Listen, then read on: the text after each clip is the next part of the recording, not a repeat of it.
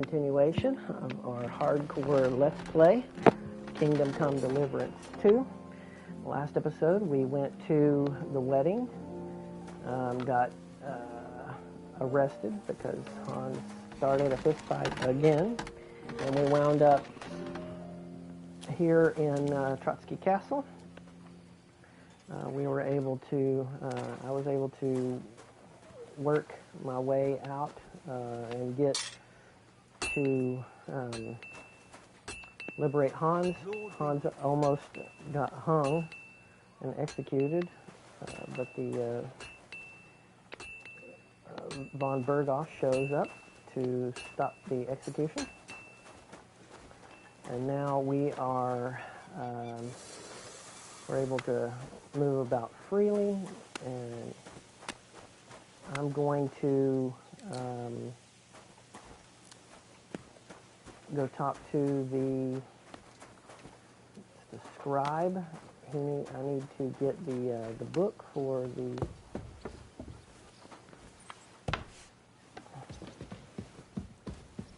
miller. There's other things that we need to do as well. God bless.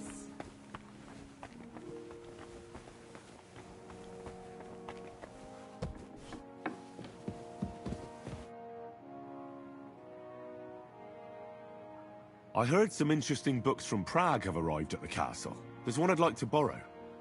An alchemist's cookbook. A sand-coloured cover, embossed. Yes, several rare and astonishing books have arrived from Prague. But why are you interested in an alchemist's cookbook, of all things? I've heard there are some interesting ideas in it. Every alchemist is in dogged pursuit of wisdom, especially those from Prague. Perhaps you know more about that book than I do. Well, I'll have to disappoint you. Lord Nickvard Libak helped me sort the new books at the time, and the one you're looking for caught his attention. He left with it before I could even discover what it's about. All I remember is the author's initials, B.B.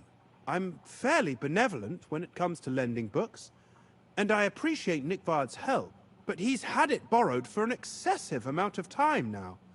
I'd like to ask him to return it, but he's been avoiding me. I'll have a talk with Nickvard and find out what the problem is. You think I haven't tried? But since you've already offered to address this pressing situation, listen to what I've learned. It seems Nickvard lost the book. I've warned him repeatedly not to carry borrowed books around with him, but to leave them in his chamber and read them there. But Nickvard is old and stubborn, and this is how things turn out. The price of such a book must be incalculable. People like Nickvard are too dumb to understand. But I digress. As I said, Nickvard is intentionally avoiding me. But I've made headway. I've managed to find 3 people who've spoken to him recently. Bertha, the cook, Regina, the maid, and Hirsch, the hand. I reckon those aren't the only 3 people that know him. I'm surprised that he's ever spoken to anyone but myself. Nickvard is a loner, which is also why I suspect something bad has happened. Now that he's decided to leave his shell, that is. But I'm afraid that's all I've managed to find out. Since Lord von Berkhove's arrival, I've been preoccupied with other matters. I'll help you. I'll ask all 3 and see if they lead me to Nickvard. Many thanks. If you aren't sure what to do, stop by and we'll discuss what you found out.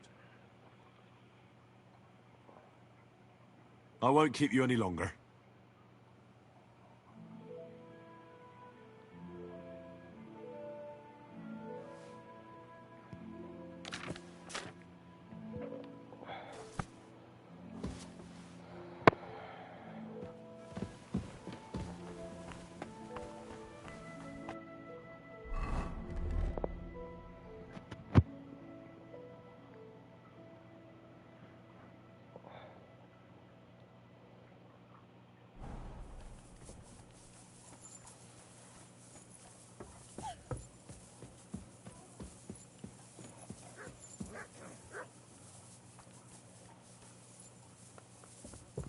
I'm at your service, sir.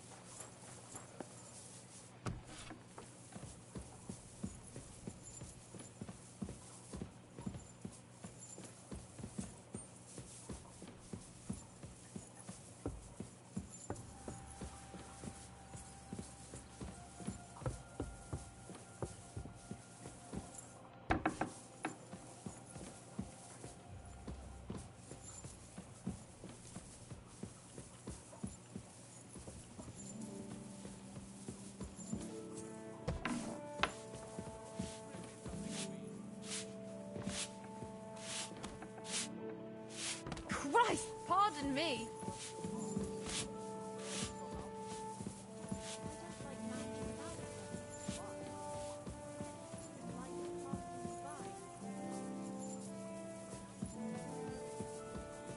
Seriously won't target those people?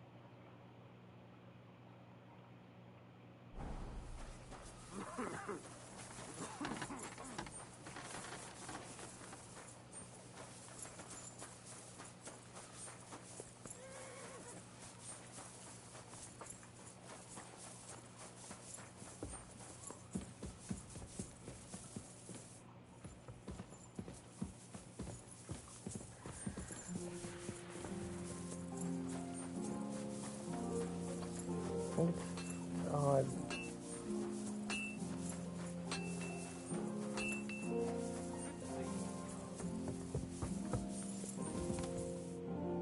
Greetings. Do you need something? I'm looking for Nickvard. The scribe told me you might know something about him. Well, I'm waiting for Lord Libac to stop by. I brewed him another phial of medicine, but I don't even know if the last one helped. I told him to stop by for another one soon. I reckon he must be feeling better. Did he say where he was headed? I can't say. I promised Lord Libac his secret is safe with me, as well as his phial of medicine. Oh, come now. Nickvard misplaced an important book somewhere. A sort of alchemist cookbook. I need to find it. I remember the recipes by heart. And Lord Libac's secret is certainly worth more than any book. Listen, Bertha.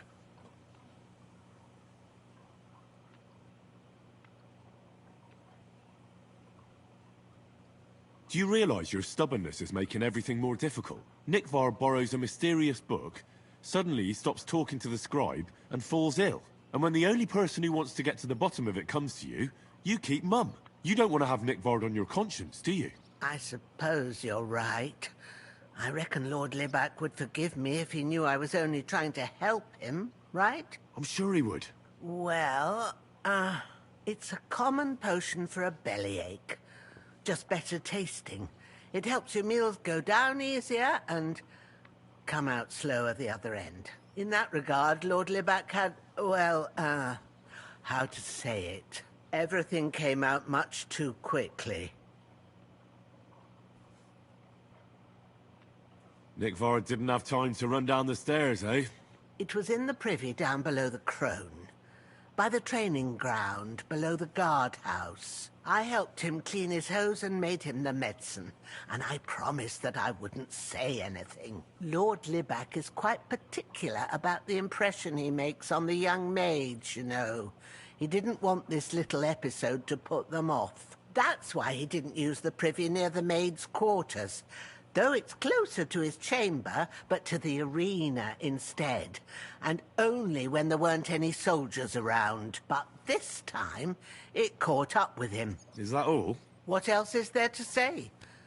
That the entire time he looked as if he'd done the worst thing in the world. It happens to the best of us. And I told him as much then. I'm just surprised he never came back for another file. I must say, he did look as if the fate of the entire castle was suddenly on his shoulders. I don't know if this is going to do me any good. Well, you could have found a worse clue. Thanks anyway.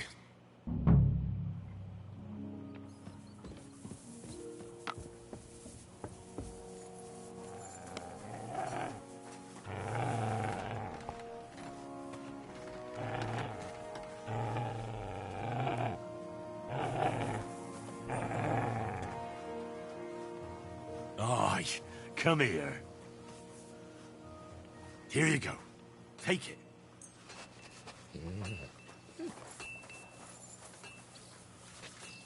I'm always glad to see polite people like you. God be with you. God be with you. How's the watch going?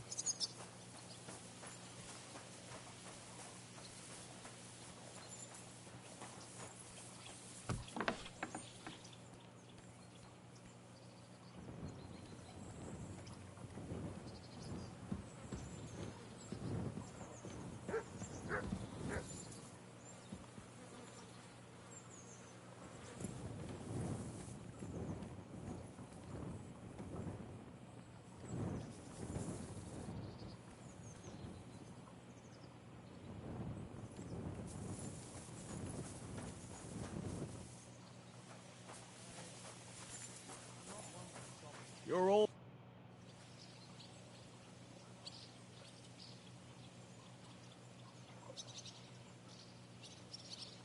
So, how did you end up at Trotsky? Sir Otto hired me in Prague as his bodyguard and a swordmaster for the local castle garrison. I reckon he sensed he was in danger. And he was right. A band of scoundrels was lying in wait for us on the road. And they nearly got us.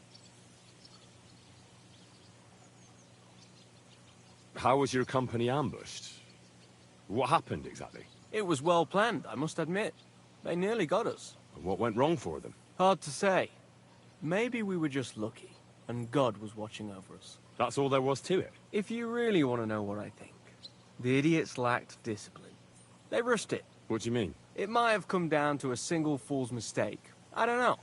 But if they just waited a bit longer, we wouldn't have stood a chance. Like I say, I thank the Virgin Mary and all the saints for watching over us. Why do they call you Black Bartosz? It's just a nickname, of course, because of my, black hair. Every swordsman has a nickname, you know? Once you win a few tournaments, they give you one. So you're really a high-born knight? Indeed. I'm Bartoszek of Drahonitz. My father served Emperor Charles his entire life. Oh, sorry.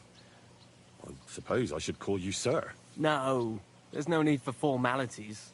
Titles are worthless. A man should earn a name for himself. It's not enough to be born with a silver spoon in your mouth. You must have been honored when the Royal Chamberlain chose you as his bodyguard. How did you meet? That's simple. I was serving in the garrison in Prague's royal castle, where von Burgo was a frequent guest. I see. But what brought you to his attention? You have good connections, I suppose. Depends what you mean. I'd recently won 2 big tournaments, so I was invited to a splendid banquet. It was there Sir Otto offered me a position at his castle. I'd heard of Trotsky, of course, but I was still astonished when I saw it with my own eyes. Sir Otto spared no expense to build a truly mighty fortress. Sorry, but we're about the same age, and I'd never have guessed you're a swordmaster. We each have our own path, it seems. I even studied at university, while I could still afford it. What? You're a man of letters as well? I wouldn't go that far. I dabble in poetry a bit, that's all. I may come from a noble family, but we're not renowned or rich, and studying costs a fortune. And I didn't have one, so I had to do what I do best. You became a mercenary. That's right. I spent more time fighting than studying at university, and I came out of it alive. So I reckoned that's where my talent lies. Where did you learn to fight, Bartosz? I've dedicated the last 5 years of my life to it. I travelled a lot and was taught by several masters. I'd like to see the world too. But I haven't even made it to Prague yet. Well, I haven't been all that far either. But unless you learn from true masters, you'll never become a master yourself. Fortunately, these days there are plenty of swordsmen in Prague who will train you for coin. I hope to make it to our royal city someday soon. If you do, go and see Master Lamprecht and give him my regards. He's a man of honor and a peerless master of the longsword. I'd like to learn a new combat technique. Why not? If you have a bit of time, I can teach you something.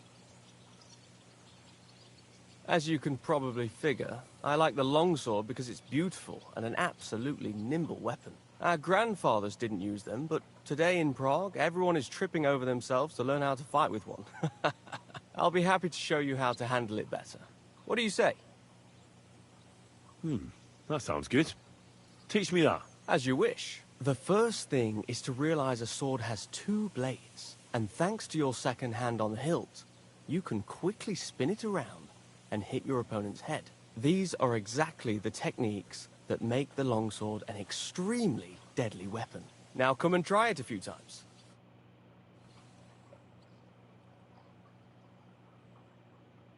Good, good. I'd like to learn a new combat technique. Why not?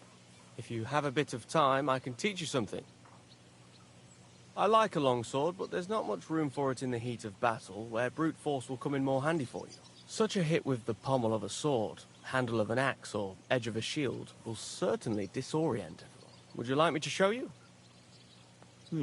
That sounds good. Teach me that. All right. As I already said, often mainly brute force will help you in a fight. Attack with any short weapon a few quick times. Then, move towards the opponent and hit him in the face with the shaft. Oh, and if you have a shield, use it. That will definitely ruin your opponent's day. Now come and try it a few times.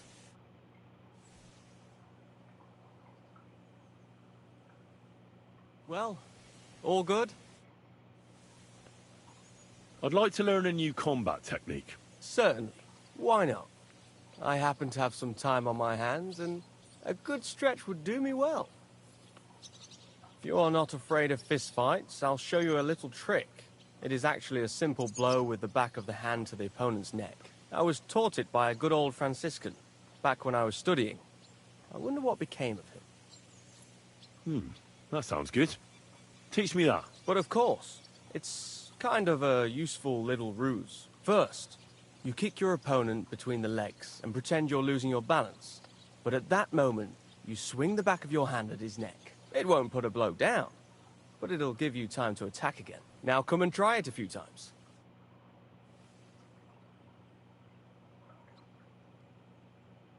Well, all good?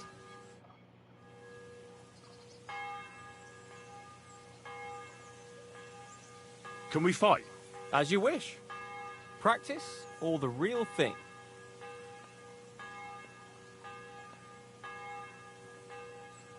A practice fight is enough for me. What's your weapon of choice? I'll take a longsword. What do you want me to use? The same as me. Ready to start? Of course.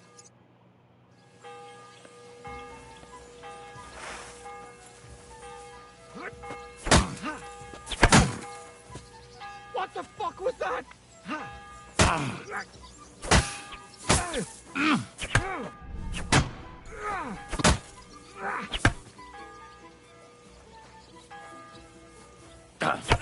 Fuck that! Take that!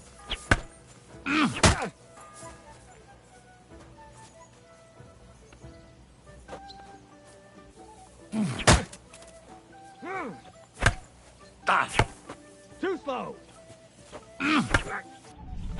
Fuck yourself!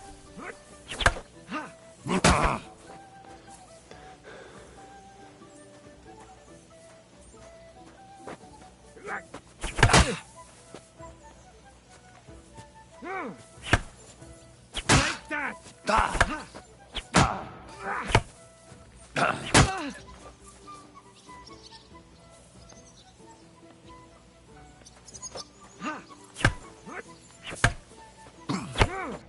Go fuck yourself!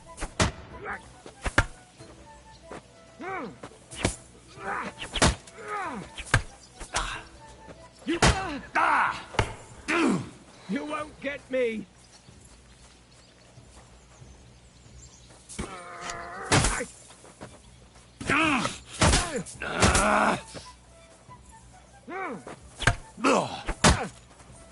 Ah! Fucking hell!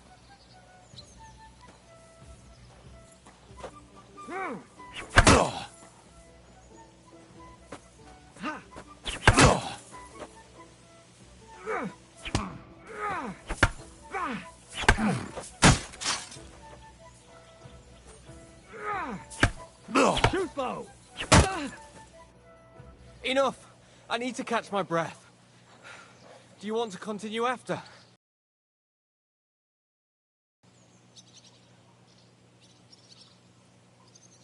Let me catch my breath, then maybe we can continue.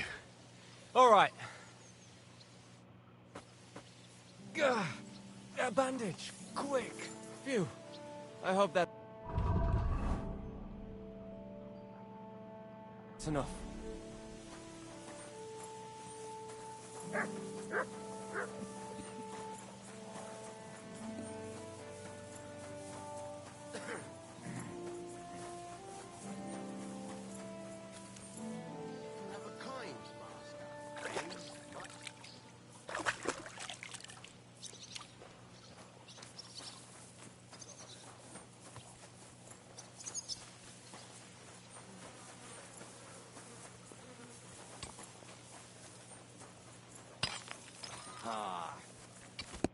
Good day to you. I'm looking for Nickvard. The scribe told me you might know something about him. Hey, Nick. I mean, Lord Libac. I almost forgot about him. I suppose his task wasn't so pressing. Hmm? What task? Nick Libac, that is, entrusted me with a big task. Quite a while back. He's a castle lord. Obviously, I had to obey him. But then I heard what another castle lord was planning, von Berghoff, and I had to obey him even more. He says there's a war on. So here I am, ready to go off to battle. I need to know more about what Nickvard asked you to do. No. There are new rules now. You have to prove you're not a spy.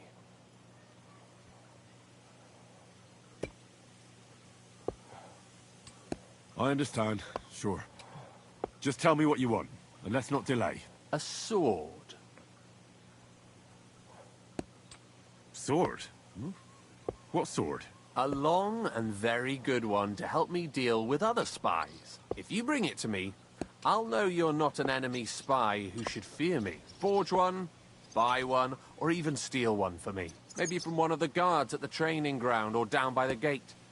During the day, they're not in the towers anyway. Steal a sword? That sounds like something a spy would do.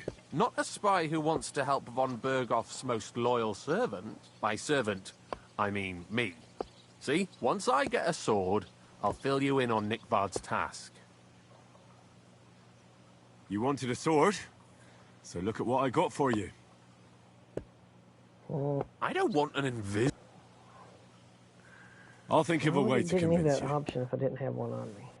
I thought I did. Right there.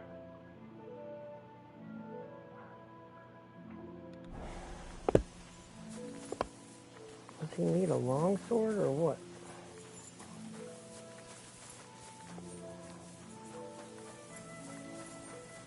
Good day. Oof. Greetings to you too.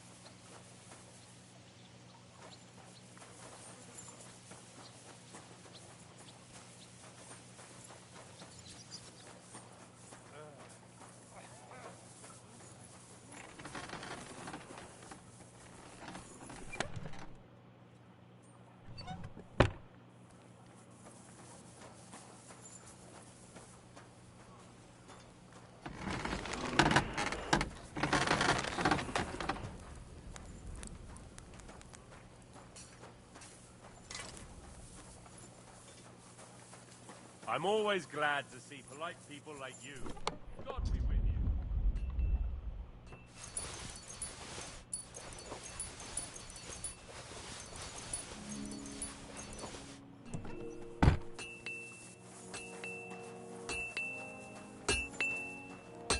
Take care then.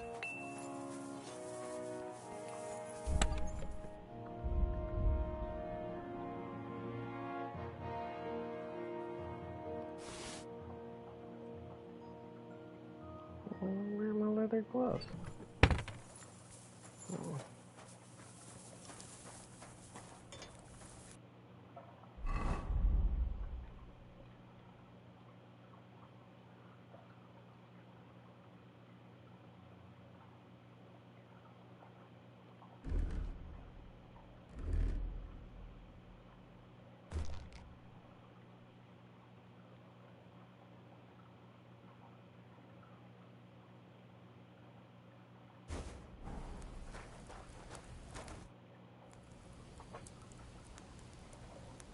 What do you have for sale?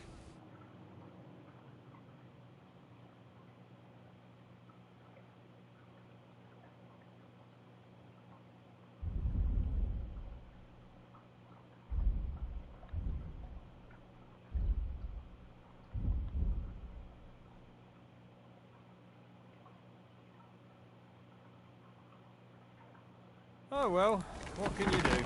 Farewell. I'm sorry.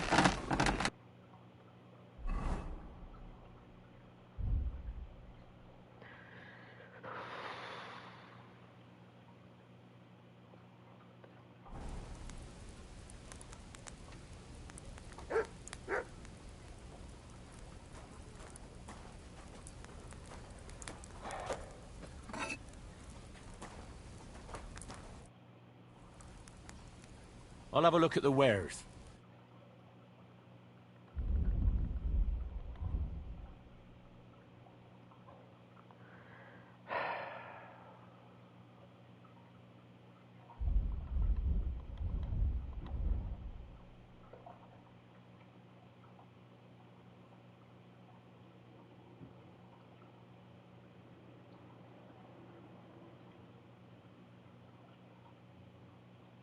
Why are you wasting my time if you don't want anything then, eh?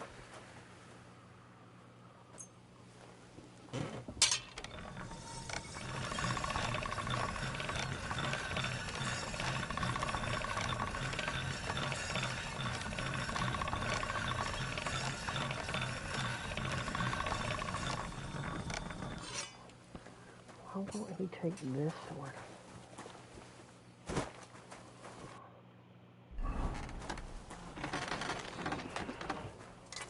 Screw it, I'll just buy one. I'll have a look at the wares.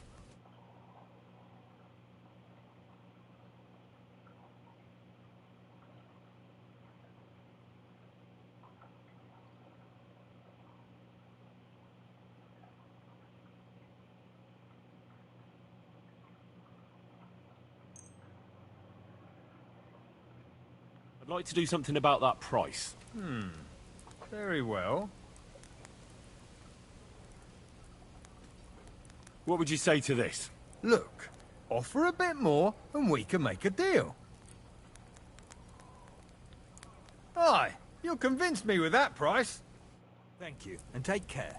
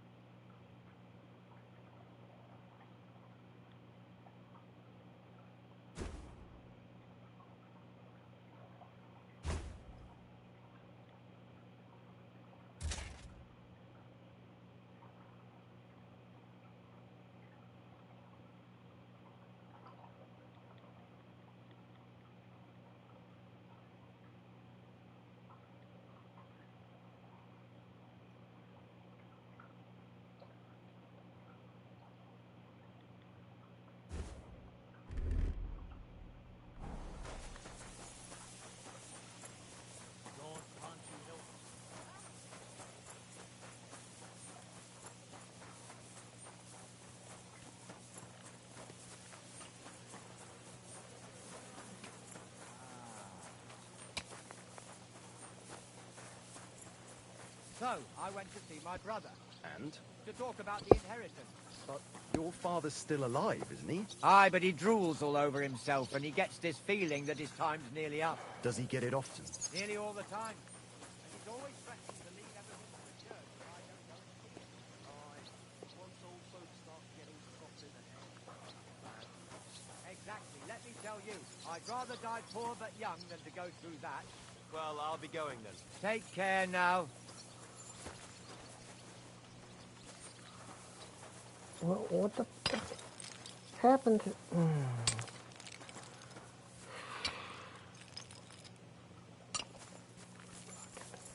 I already know where the book is. I wonder if it's there.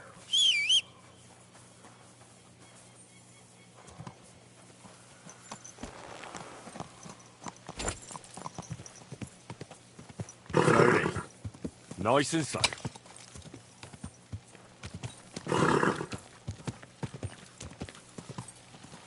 Good day. Oh, today.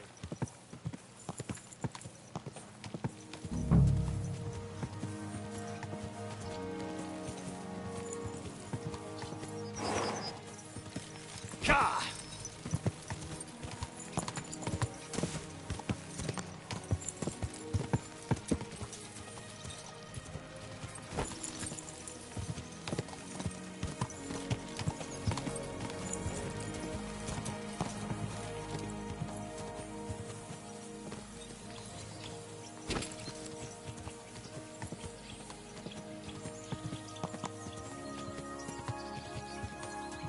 Whoa, whoa.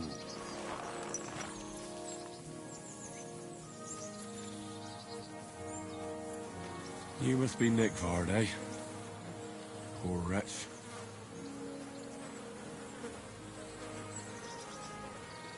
How many more times am I gonna have to poke around in corpses and shit for that damn cradle?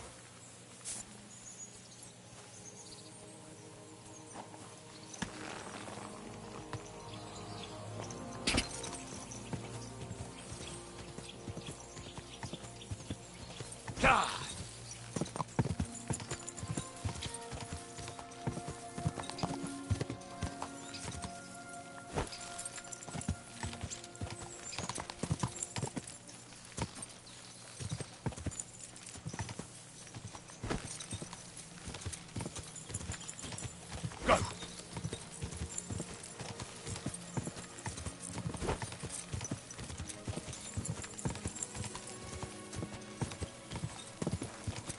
Who have we here? I have something for you. Don't be shy, seeing as how we know each other now. What do you have for me this time? How about I tease you with another riddle? What do you say?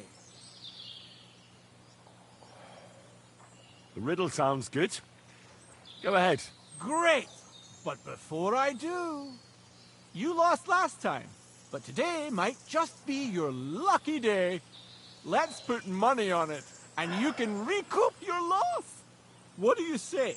Deal? Maybe Lady Luck will shine on me. I accept. All right, now pay attention. Jaromir the coachman hailed from Rabosh. One morning he set off for Kuttenberg with an empty coach. 3 lads boarded in Bohonovitz. When he arrived in Boyisht, one of the boys got out and a washerwoman took his place. In Hoshan, the washerwoman went on her way and a peddler and his daughter boarded. In Pshitoke, the remaining lads alighted and took the peddler's daughter with them. And straight away, 2 fishermen got in. And on reaching Kuttenberg that evening, they invited the coachman to the bathhouse and got pig drunk. And now you tell me, what was the coachman's name? Jaromir. That's right. There's no fooling you. You've won the bet. And I'll be sure to remember you have a sharp mind. I was just lucky, that's all.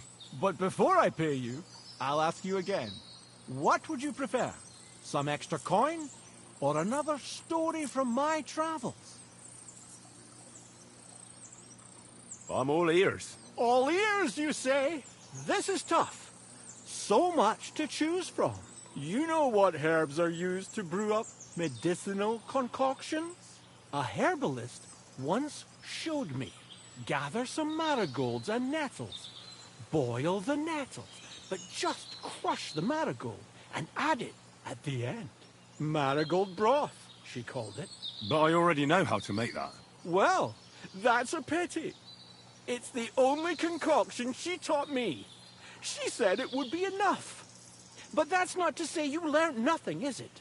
Travel safe, and perhaps our paths will cross again sometime. Take care.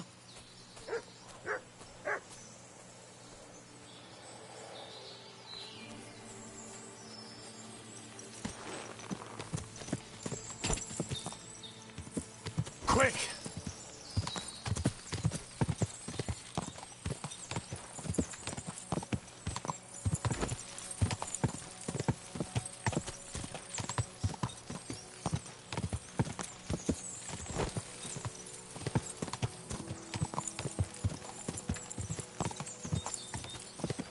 Quick!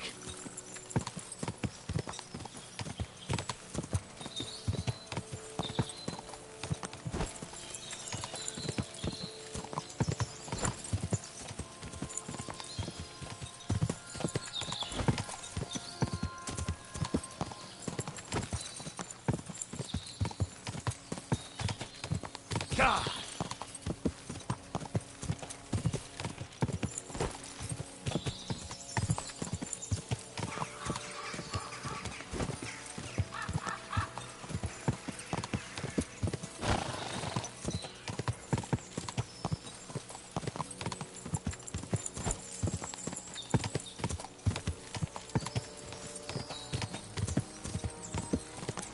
Go!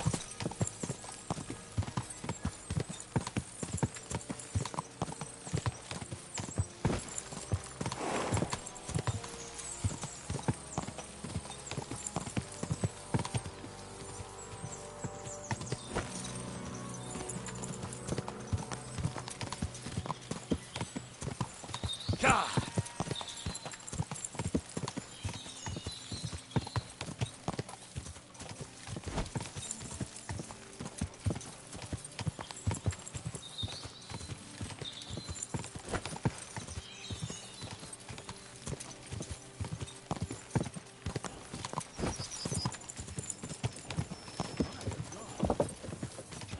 Quick!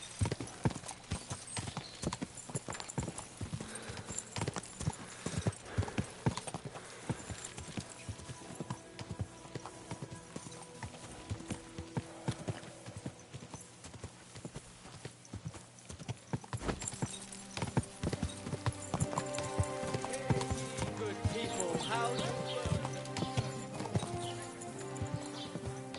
Go!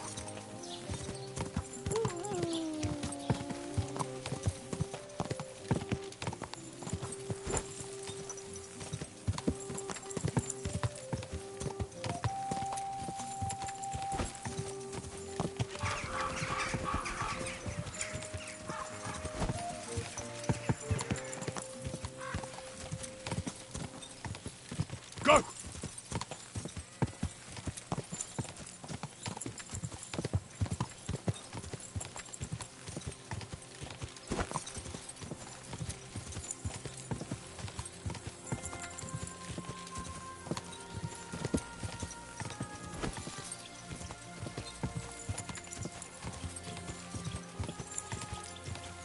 God!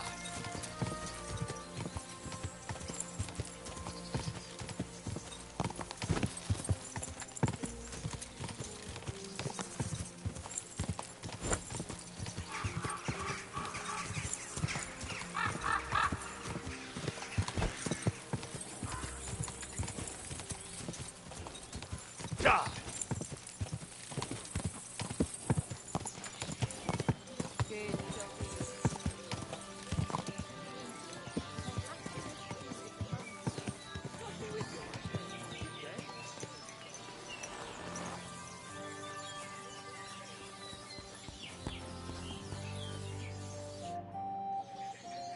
How was the race? How did you do with those horseshoes? You should have seen it. My horse flew like the wind, over grass, mud, even rocks. We left all the others in the dust. And do you remember what you promised me? Of course. Your share of the winnings. You've more than earned it. Thanks. And if you ever need a blacksmith again... I'll let you know. Don't you worry.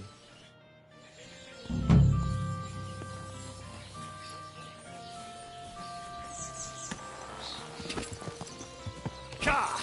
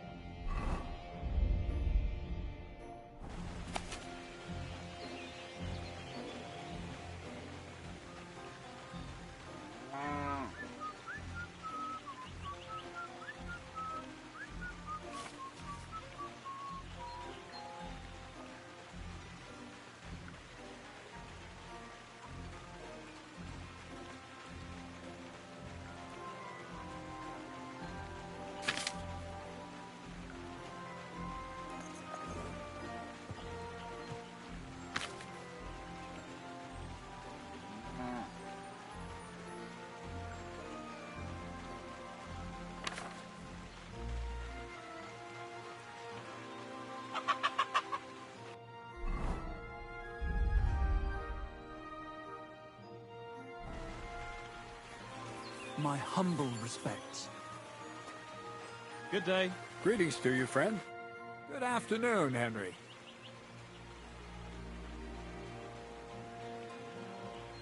I have the book for you. Well, I must admit, I haven't had an apprentice this handy in a long time. Zinnik has nothing on you. I had a peek inside. The pictures are nice, but what do you want to learn from them? You'll find out soon enough. Show me that miraculous thing. This really is something. But why is it all covered in shit, for fuck's sake? Let's just say the scribe didn't have it. It actually wasn't even in the castle. Under it, really. Oh, refining saltpeter. Boil wine and alum. Grind. Of course, it makes sense. I'll study the rest on the way. Well, the last chapter of our story of knowledge awaits us. The grand finale. So what now? Do you have another job for me? Charcoal.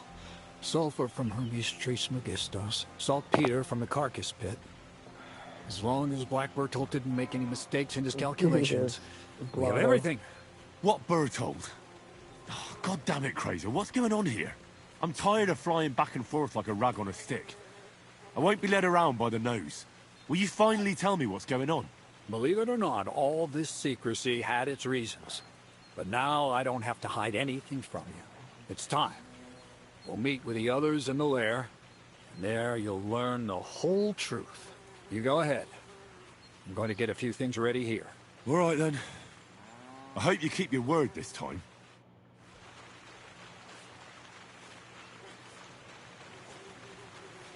Praise the Lord. Good day.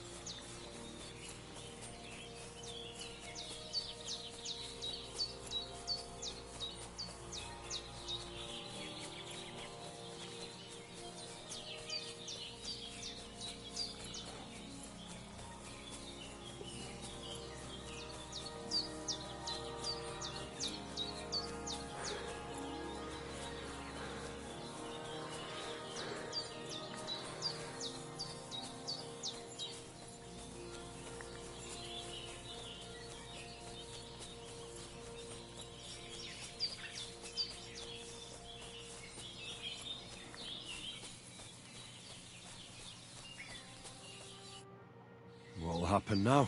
Our last supper, with only one but very filling course, awaits us. Quasar, please. For once, just once, tell me what's actually going on. And rob myself of enjoying your blissful ignorance? Not a chance. Tell me yourself, what do you think is going to happen?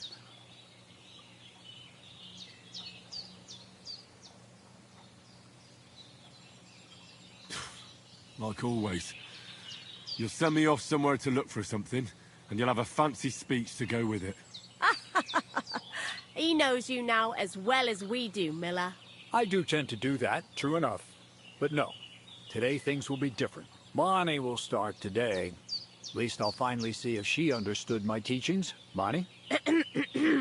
First of all, I'd like to thank you on behalf of the whole gang for all the work you've done. We could never have finished the job without you. We found 2 new partners, you and Monarch here. It's good to have someone to rely on. So, it's time we started being honest with you, so you can finally learn the whole truth. Not yet. Let's pull up that uppity bastard's leg a bit longer. That's the fun part!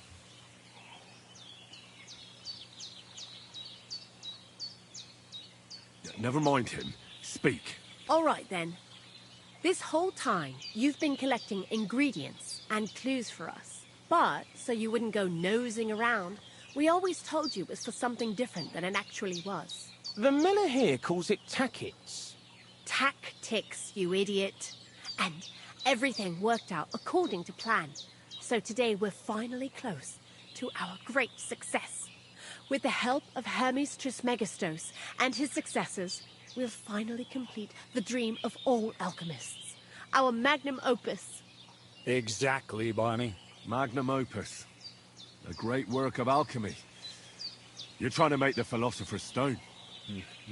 I see you've learned something after all. But no, the Philosopher's Stone isn't our goal. Let's see then, Henry. What is it you think we're making here? Some kind of weapon? Well, Henry's not too far from the truth after all, don't you think? Actually, he's pretty spot on. Although weapons were our last order of business. Let's start at the beginning. My father was a miller as well, but I was never much interested in the trade. Even as a young boy, I loved running around Lower Samine and investigating everything living and dead. And I had a lot of questions about everything. Then my mother, God rest her soul, decided it'd be best for me to go to study in Prague. As soon as I grew up and gained a bit of sense, I packed my bags and left. So you went to a university in Prague? The son of a miller? Why not? My father worked his arse off, and he had the coin for it, miller or not. I met a lot of remarkable people at the university, and my thirst for knowledge kept growing. But in the end, it only took a year of all that pretentious, scholarly blathering and hypocritical nonsense for me to realize I wouldn't learn anything proper there. Most of the students and masters are just a bunch of dogmatic fools. They have their own truth, and those who want to know more or ask the wrong questions fall into disfavor, as was my case. So they kicked you out? I didn't give them the pleasure. I left myself. The most important science is not subject to any religious dogma. And, of course, it's not taught at any university. You mean alchemy? Exactly. The art of combination and dissolution. The key to understanding the very nature of the world. There's only one queen of science. Alchemy. I returned to the mill in Lower Samine and started a new life.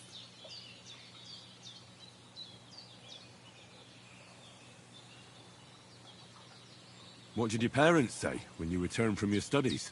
My mother had already passed away. All my father said was, I knew you'd be back.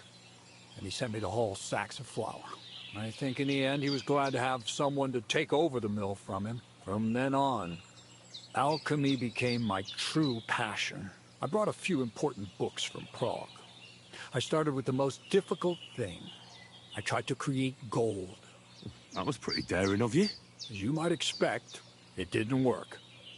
But after a few tries, I managed to create something entirely different. Once I tried mixing sulfur, charcoal, and saltpeter. I had a candle burning next to me. A gust of wind scattered the mixture. And all of a sudden, bang! I almost shit myself, I tell you.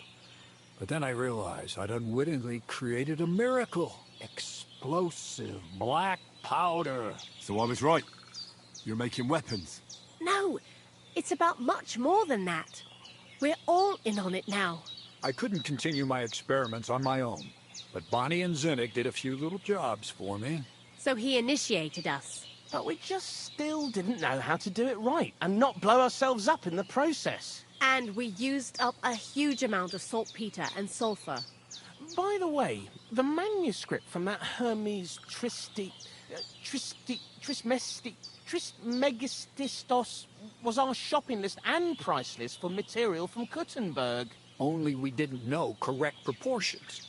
I looked up a few of my former fellow students and brought it up with them. And we found out that before us, some monk had already made the discovery. Some fella called Black Bertold. And that he even started writing a book called Feuerwerkbuch. We couldn't believe our luck when we found out there's a copy of it right here at Trotsky. And you know the rest. It's a discovery that will change history. In the right hands, it can make miracles happen. All it takes is a spark, and a storm of fire will sweep away the old world order. It will wipe out stupidity and ignorance, once and for all. And what will happen now? As I said, we're about to have our last supper on our journey to satisfy our hunger for knowledge. A feast of smoke and fire. Black Bertold never finished his book, because he never had enough ingredients for his last great experiment. But now, thanks to you, we do. We can finally finish Bertold's work and finish his book. We'll see with our own eyes what a barrel of black powder can do.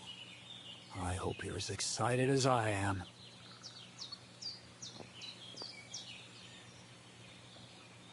I've heard enough. Now I want to see that with my own eyes. Let's do it then. Bonnie, is everything ready? Indeed it is. We can get started. Long live the beautiful new world.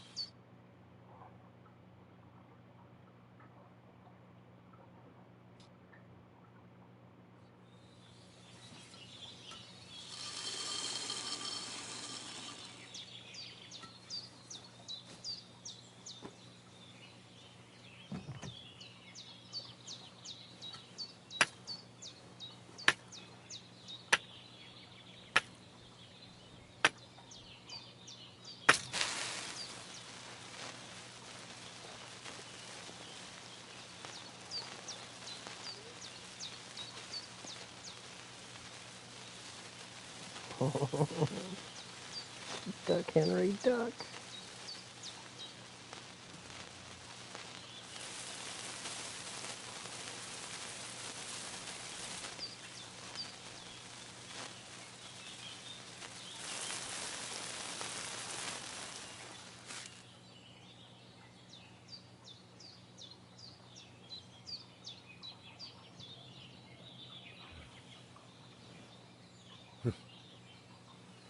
Looks like it ain't working.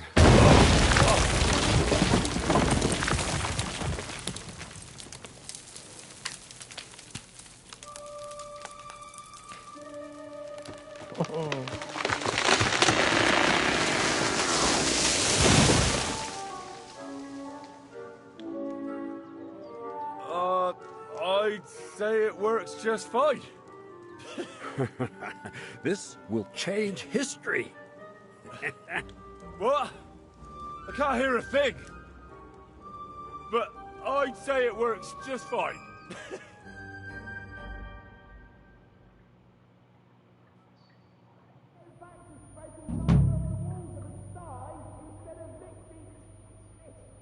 As long as you listen to me and keep the proportions right, you won't fuck it up. I might actually listen to you if my ears ever stop ringing. Crazel? You didn't catch immediately. I told you there's no need to dip it in resin and wax. Better to use rushes, boiled in wine. Very well, if you say so. We'll try rushes next time. I'd also like to take a look at that book, Crazel. In due time, honey. In due time.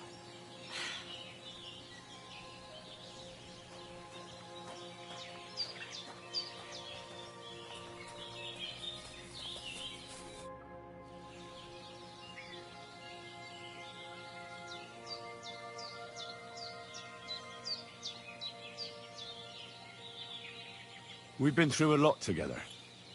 Will you finally tell me more about yourself? Have you not grown tired of all this constant questioning? I've told you plenty already. And if I left something out, it was for a good reason. Well, I know about the university, the alchemy, your desire to change the world. But I don't know anything about you as a person. That's a question I'd like to know the answer to myself. To find yourself. And who you really are. Isn't that the only true meaning of life?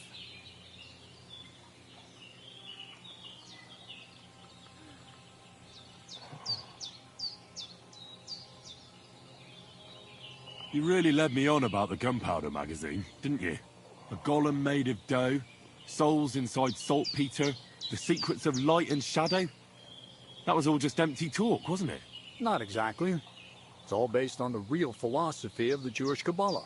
I studied the writings of Bonaventura and Dietrich von Freiberg, but it was never in my interest to put their theories into practice.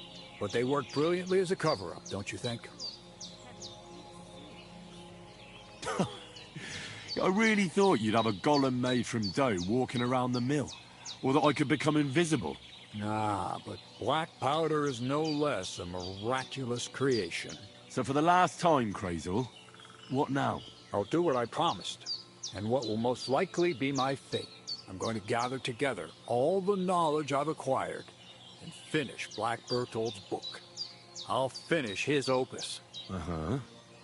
And what about me? That's up to you, Henry. You're a free man. Ursamine has no hold over you, and never did. You know, the inevitability of God's plan takes no interest in people like you and me. We'll always be little people, beneath it all.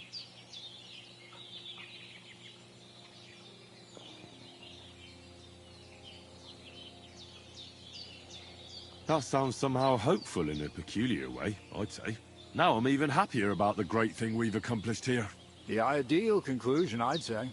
Maybe it's time to carry sacks at a different mill. But if you're still interested in learning a bit more, drawing from the well of alchemical knowledge... I know where to find you. Indeed. Take care, friend.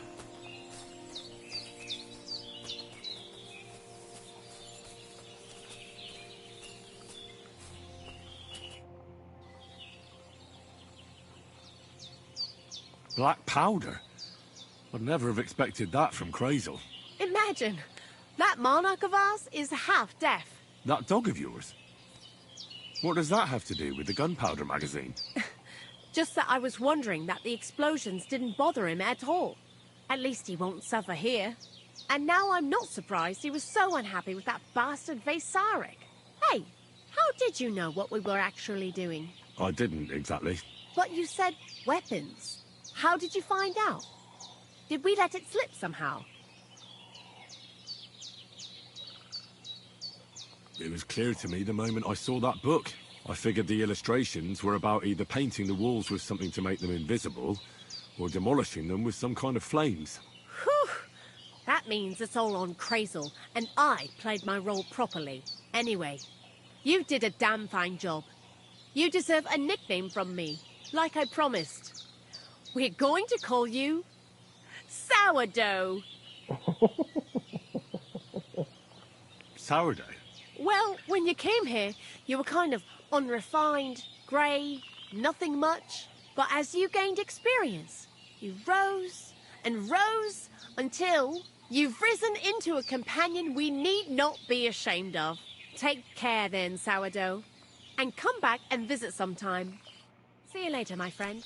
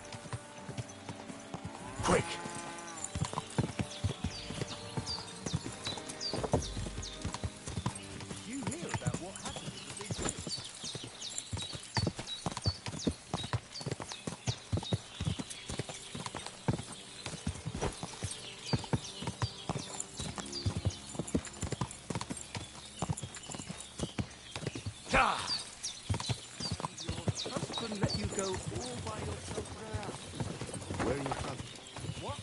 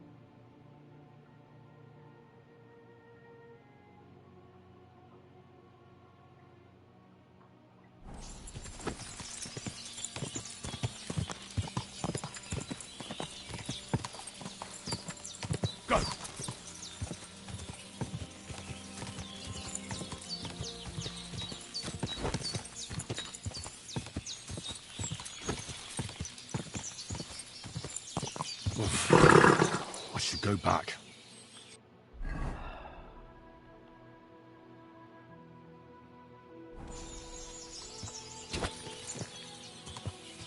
Go!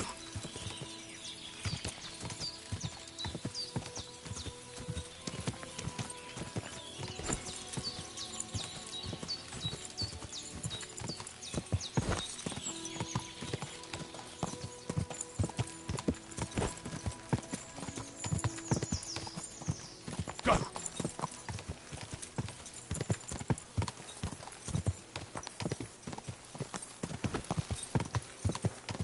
To hell with you.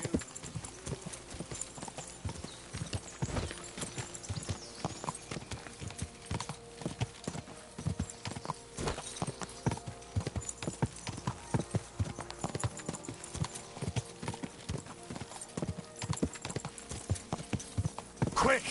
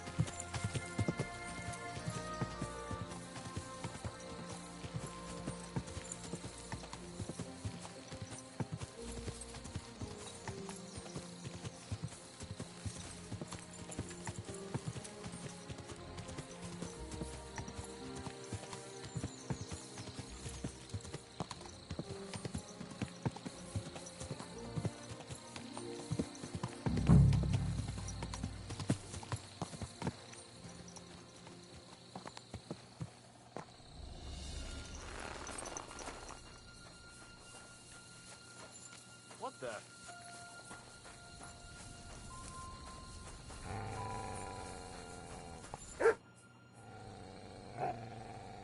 Where can I find Handsome Charlie? What's it to you?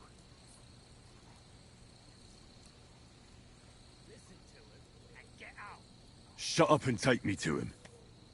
I've got a message from Gules. And who would that be, eh? A big fish. Aye. It surely sounds fishy. But I'll let Charlie deal with this himself. Follow me. Who are you? And what are you doing here? You're Handsome Charlie? There are them that call me that. I bring a message from Gules. That fucker's still breathing, eh? That's news to me. What does he want? Your head. And I'm to deliver it. Then you're in the right place. But you shouldn't have come here alone. I came alone to challenge you to an honorable duel. Why should I soil my hands with the likes of you? That's what my men are for. Even if they are just a bunch of thick-headed charcoal burners.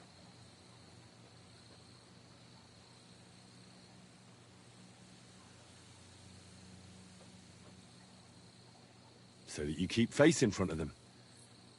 Do you really think they'll keep listening to you once they see you're nothing but hot air? What did you say? Stand back and nobody move. This piece of shit is mine. You swine! Alert! Alert! No coddling, Charlie.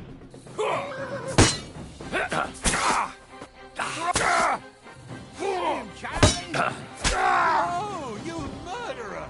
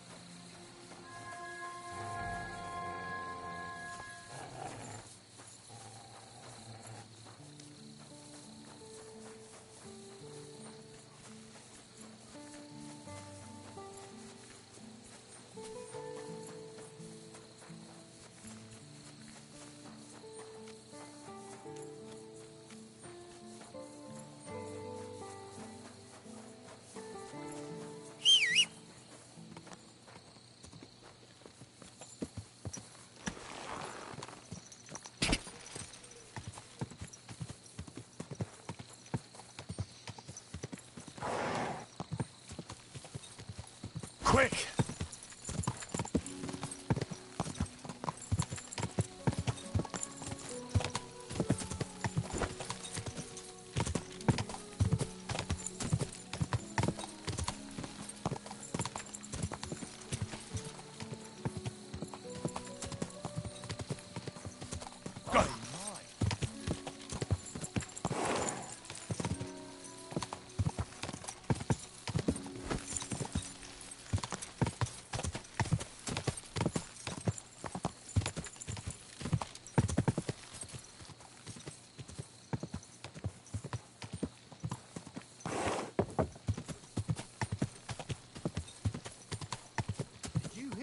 What happened to the big... You swine!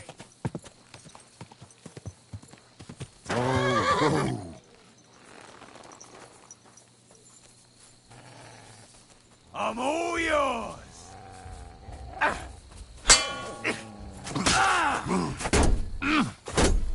No, you don't!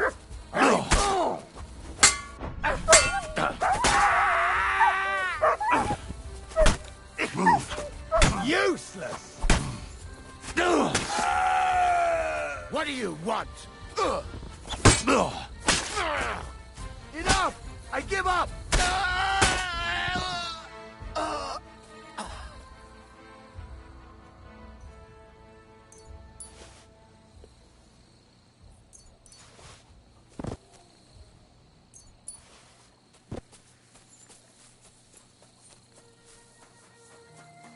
You're in for an arse kicking.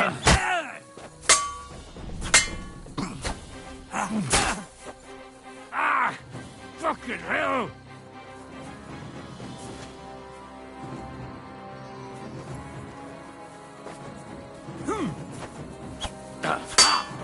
You're no match for us.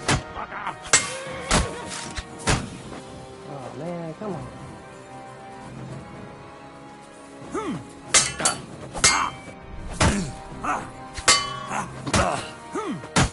Come on, dude. I've been waiting for you.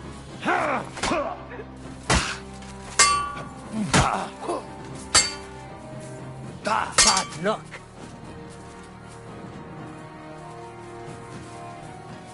I'm all yours. You're no match for us. Fuck off.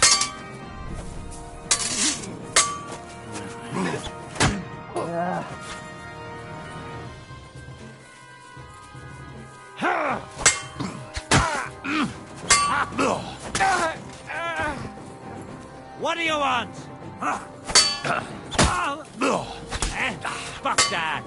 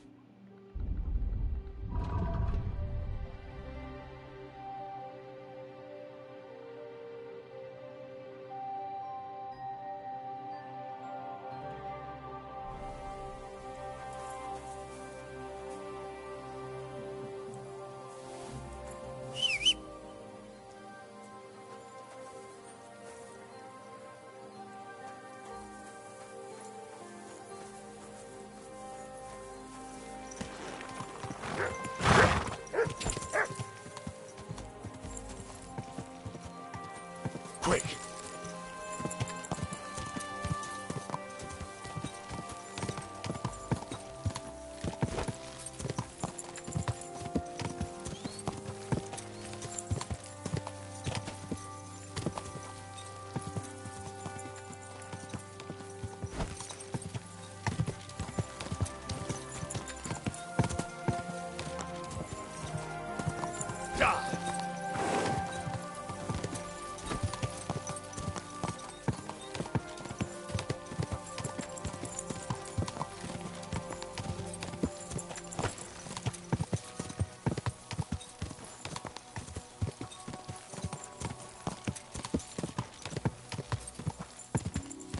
Quick!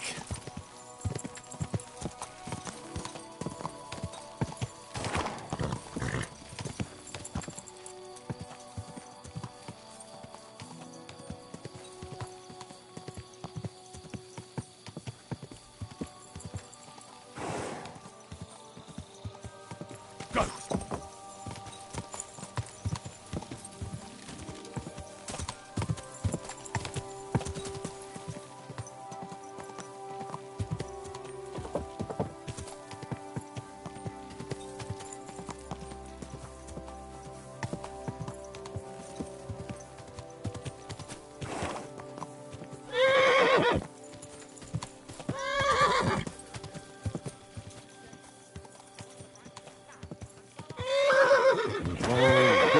Broke his horse's back, and that pissed him off that he wants his revenge. He complained to the bailiff, saying the oak's dangerous and has to go. There'll be nothing nice left here at this rate. Don't worry. When's the last time you saw the bailiff get anything done on time? That tree will still be here long after we're gone.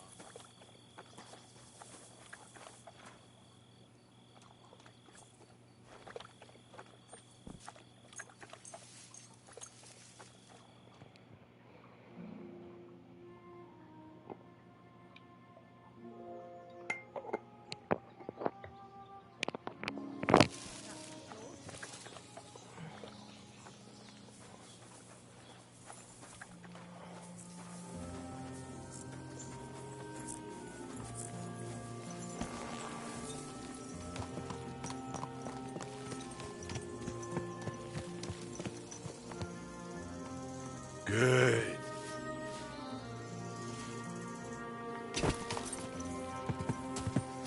Gah!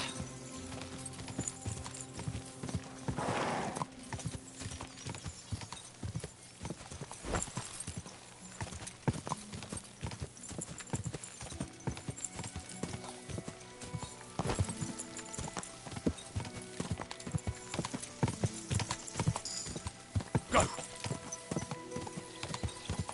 Hey!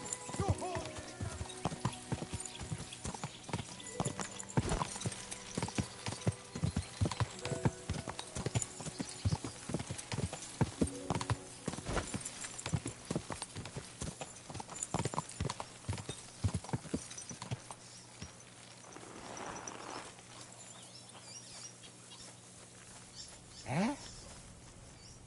What? God bless. How's things, Goodman? Lacho Jives Gajo. What would your name be?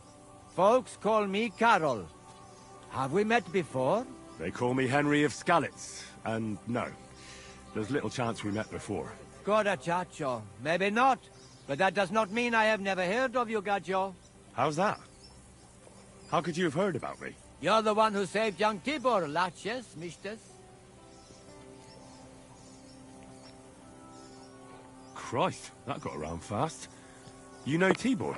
What I heard was that some Gajo brutes wrongly imprisoned Tibor, nearly chopped off his hands, head, and no doubt his balls, too. Mishtes, Mishtes.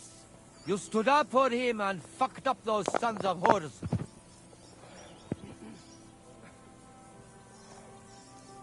Guilty as charged. But I did it mostly for Marika. She deserves to be happy. Goda Chacho. You helped our people, and that is a worthy thing. And you know what, Gajo? I will make it up to you however I can. Balikerav, Gajo. I'd like to know what the future holds for me. But yeah, who would not?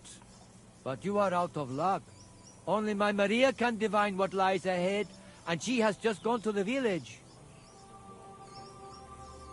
If you have anything of interest to sell, I'll buy it. Chacho, and for you, Gacho, I'll let it go for next to nothing. A token of gratitude to let you know that us Roma never forget. Avar de Dick.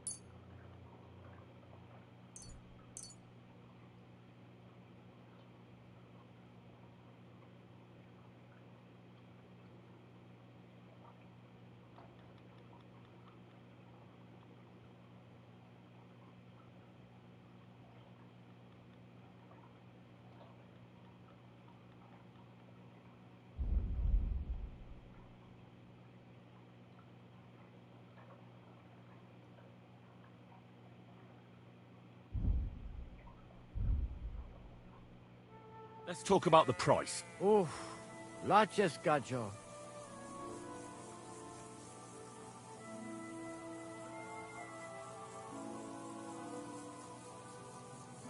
Is this enough? That's almost an acceptable price. Almost. Aye, you'll convince me with that price. I was glad to be of help to you, good sir.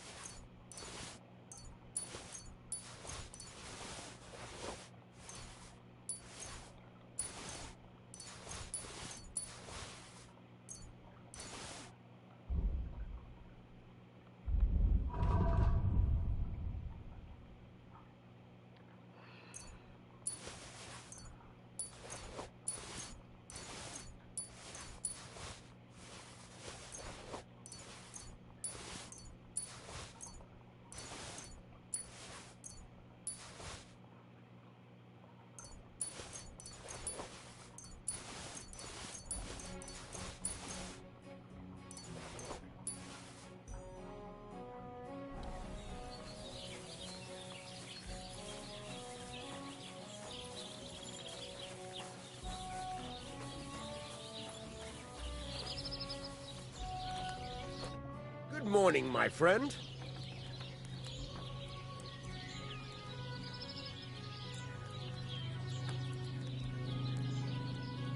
I'll have a look at the wares.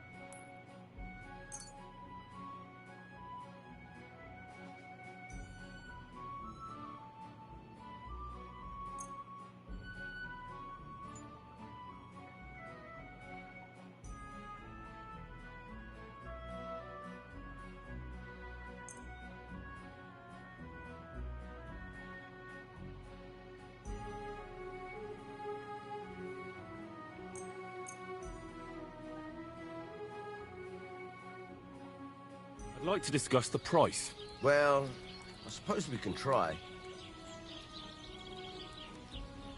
Aye, you'll convince me with that price. Thank you.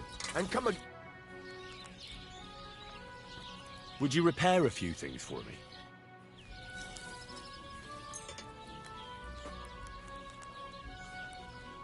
Let's talk about the price. Well, I suppose we can try. Do we have a deal? You really won't convince me like this. Aye, you'll convince me with that price. I'm glad you found... I'll have a look at the wares.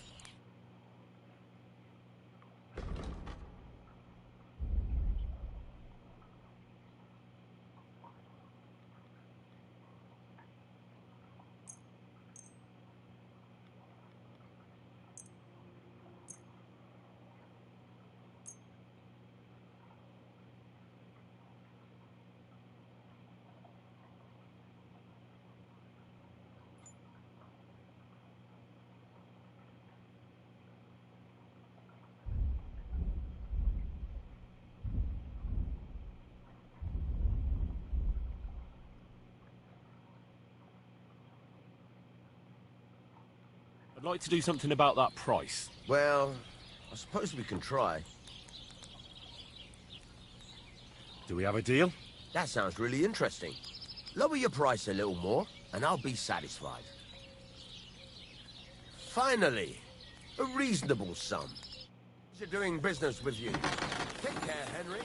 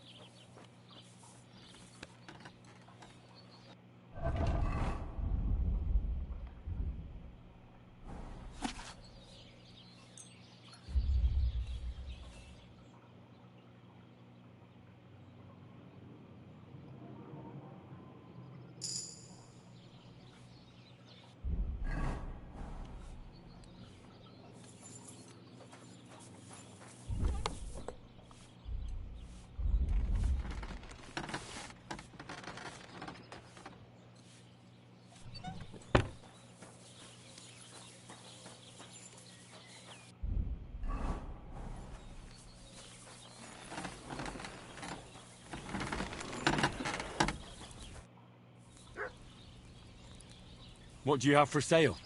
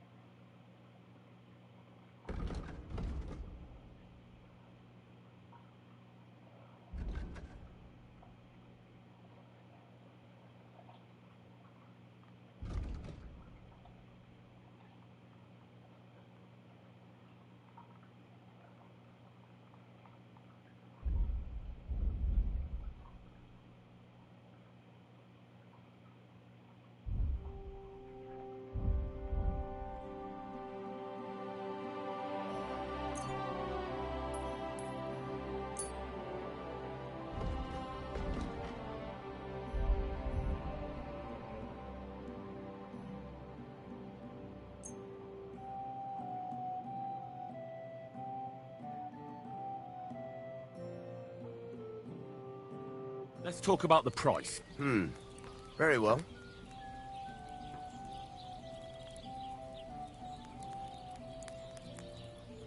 How's this? That sounds really interesting. Lower your price a little more, and I'll be satisfied. Finally, a reasonable sum. Thank you, and come again.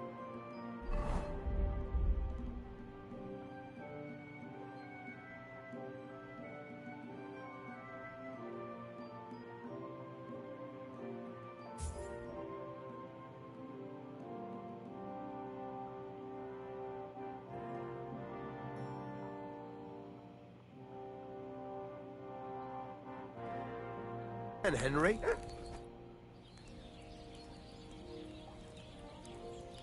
What do you have for sale?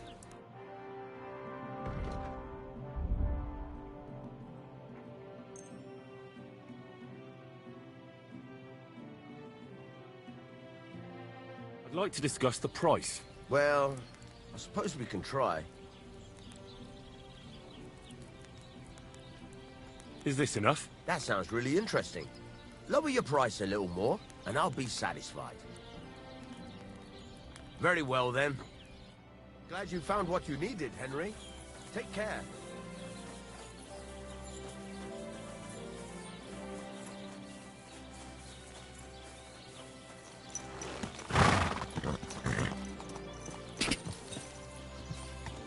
Go!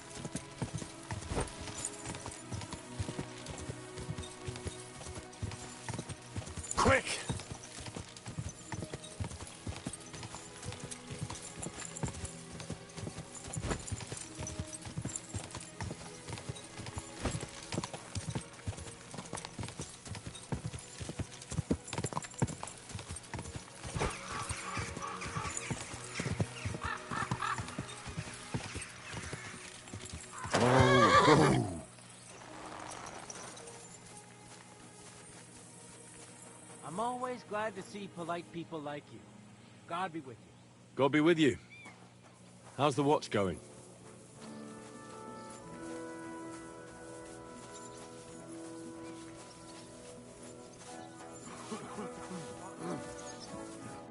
Lord be with you. I took care of Charlie. He's dead. Yeah, I reckon he's not so handsome now, is he? I'm glad that fucker's dead. Did you bring me a souvenir like we talked about? I've got it right here. Hope I didn't get any blood on it. Aye, that's the one. Oh, that bastard really had good taste. But I don't plan on wearing it. Someone might mistake me for him and stab me in the back. I'll take it. It would be a shame for it to sit in the bottom of a trunk somewhere. Be my guest. But if you end up with a dagger in your gut because someone mistook you for Charlie, don't come crying to me. So what now? I reckon I'll have to wait again, won't I? Aye, unfortunately.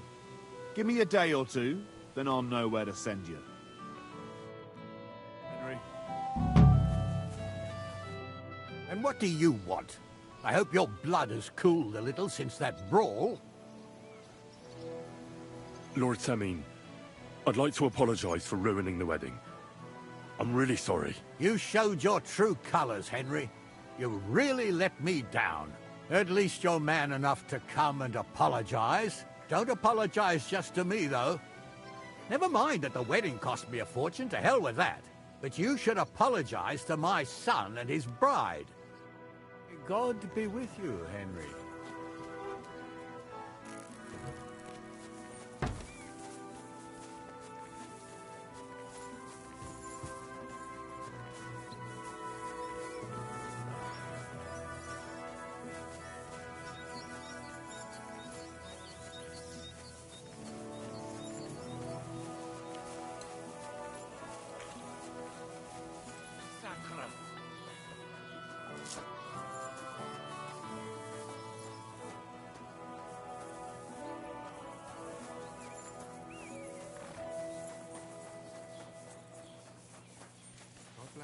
Greetings to you too.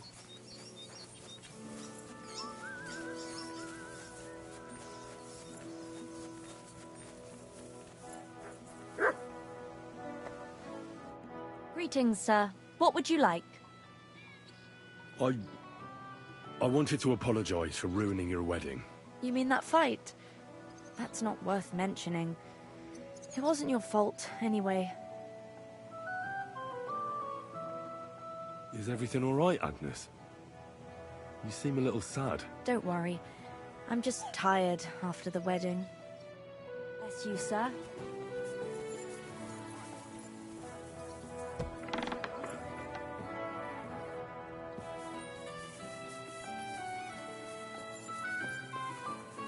Who goes there? This property belongs to someone else.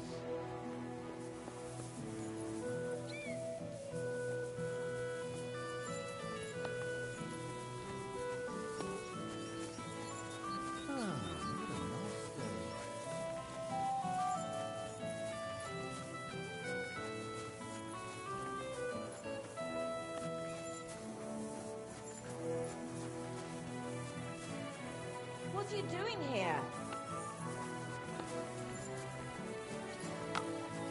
Where's the boy? Who's that creeping around? Wait! You can't go there! Go away!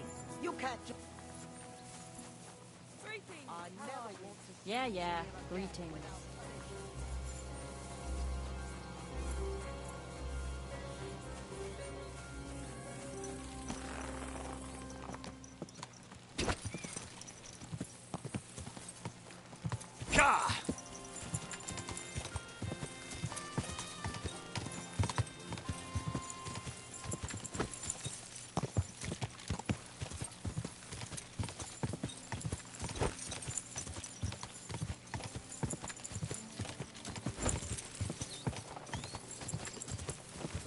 Oh, why not think I...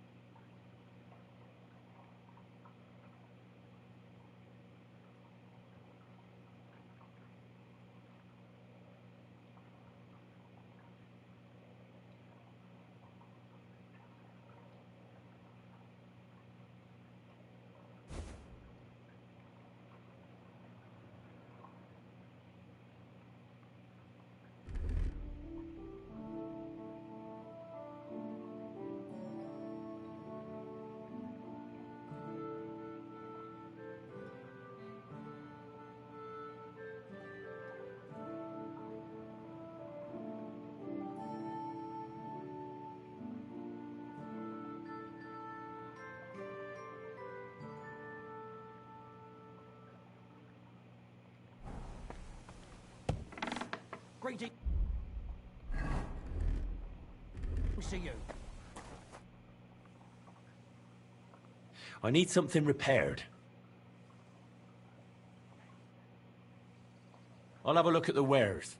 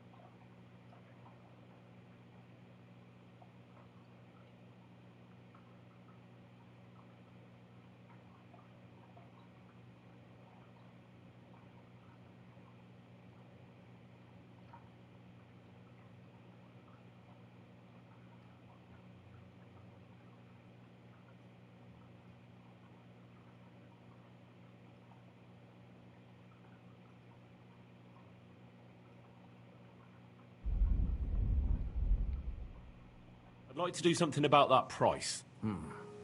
Very well. Finally, a reasonable sum. Just glad to be of help to you, good sir.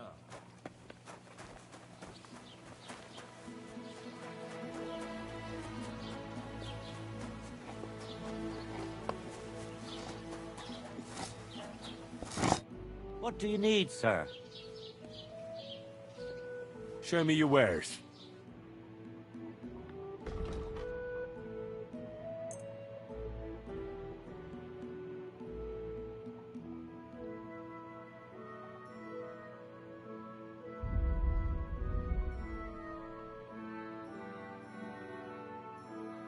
Thank you, sir. Please come again.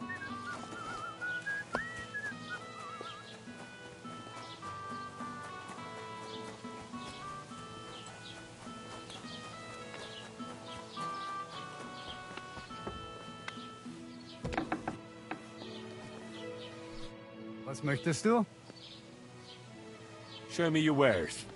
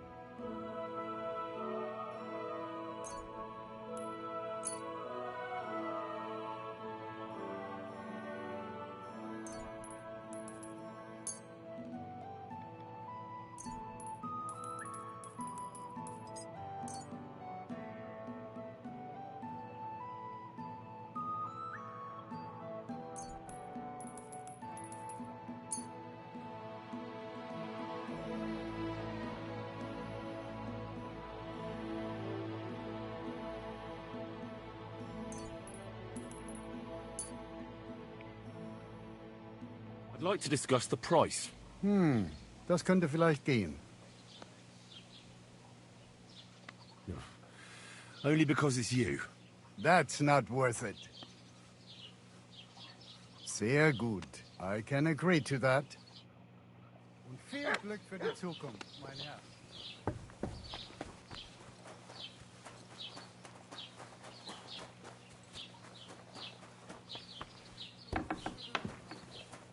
Was willst du?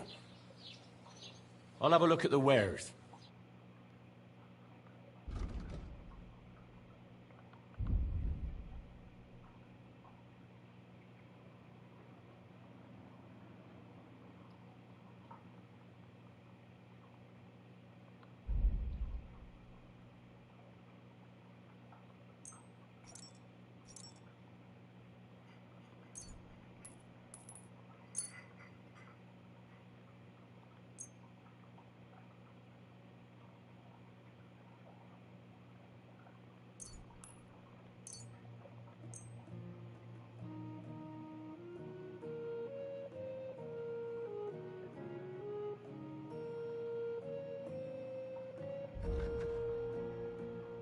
Word about the price.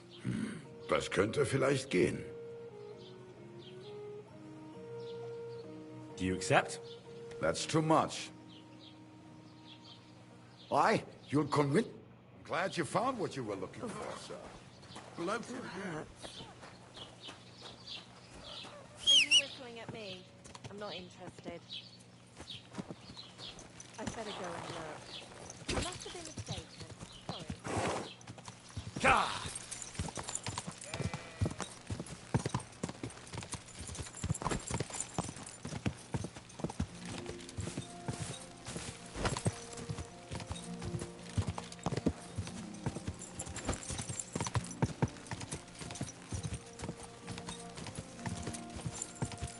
Go!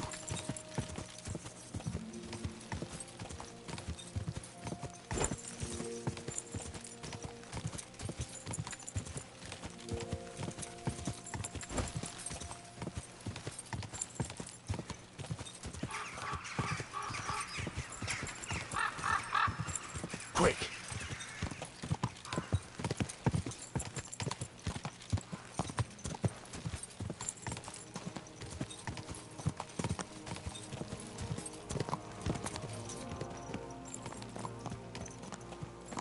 Someone's been tampering before.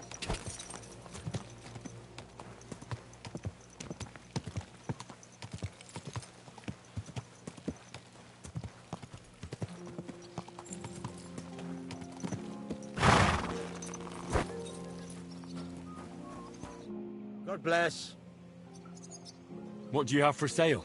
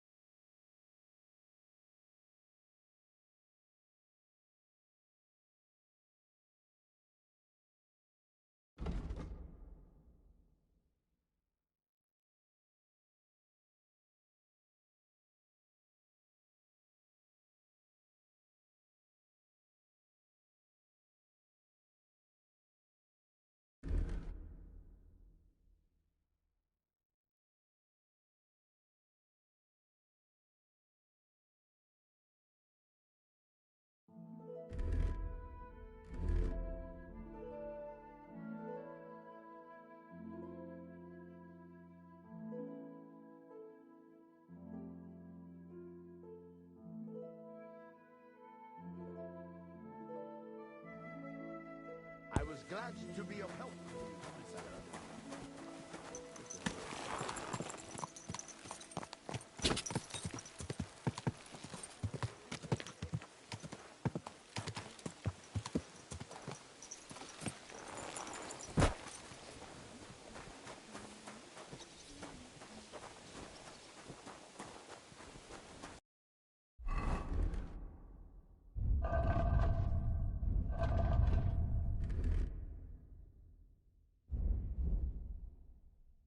What was it that I just bought?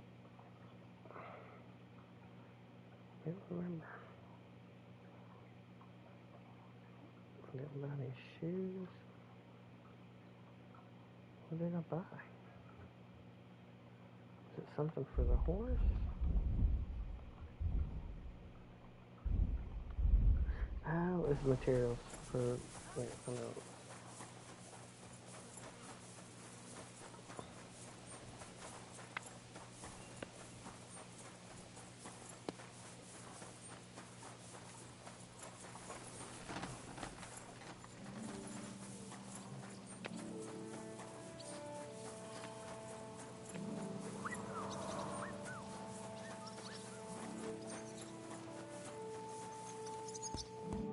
Greetings. Do you need something? I'm here for some horse tack. I hear you have something for me. Well, fuck me blind. You got out of jail yesterday, and today you've got a horse. Fuck, I wouldn't mind having your kind of luck. But you're fucking things up for me and making a mess. And I don't want to get a whipping on your account. I've got the tack ready, but I've been ordered to show you our herring first. You can take him, they said. So kindly take a look at him in the stable here and tell me if you want him or not. Be with you, good sir.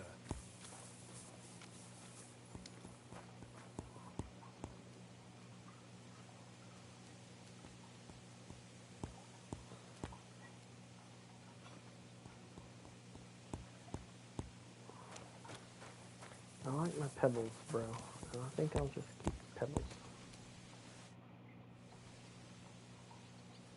I took a look at herring. And? A nice animal, but I'll keep my own. Never mind looking a gift horse in the mouth, you flat out refuse to accept one. You're lost though, pal. Actually, now we've got to know each other, I want to let you in on this little scheme. We could both get something out of it. But you'd have to keep it to yourself. What do you say? Can you keep your mouth shut when coin's at stake? I can keep my mouth shut. You can count on it. What's this about coin, then? Look, it's easy as pie. You keep your horse, which you wanted to do anyway, but I'll say you took herring, and then I'll sell him to someone. You'll do all right out of it. I'll pay you up front. Well, I might be interested, but I deserve a bigger cut. I'm not new to all this, so I'm well aware that the first offer to an accomplice is deliberately low, just in case he accepts. So forget about that, and make it worth my while. Because you'll get a tidy sum for a horse like that. I didn't expect you to be so savvy. But you're not wrong. I'll give you double my first offer. I reckon that's fair. Me too. Right, now we can get back to the reason you're here. You know how to ride and control a horse? Ah, don't worry. I'm right at home with horses.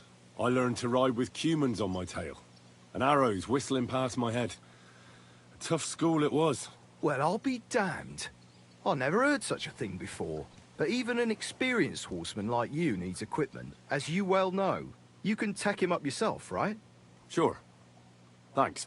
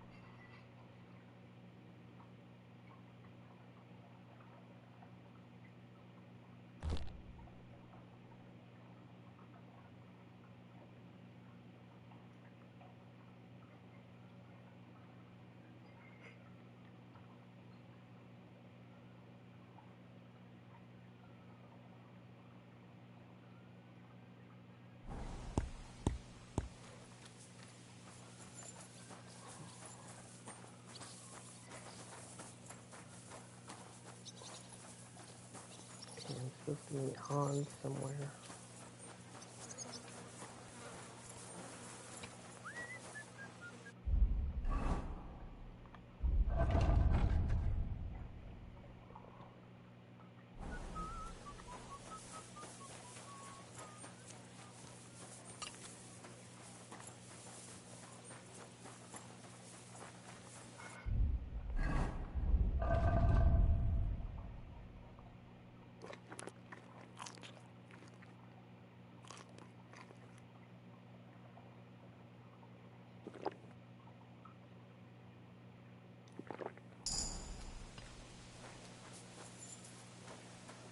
Here you go.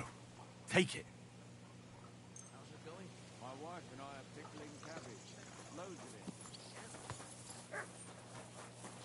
Christ be praised. Same to you.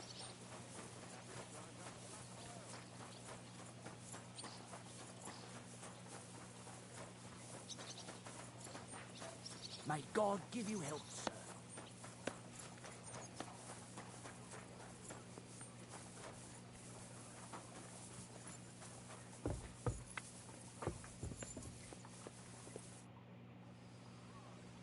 I'm ready. We can go. We can't. We wouldn't make it to Nabokov and back by sunset. We'll meet at the second gate tomorrow at sunrise.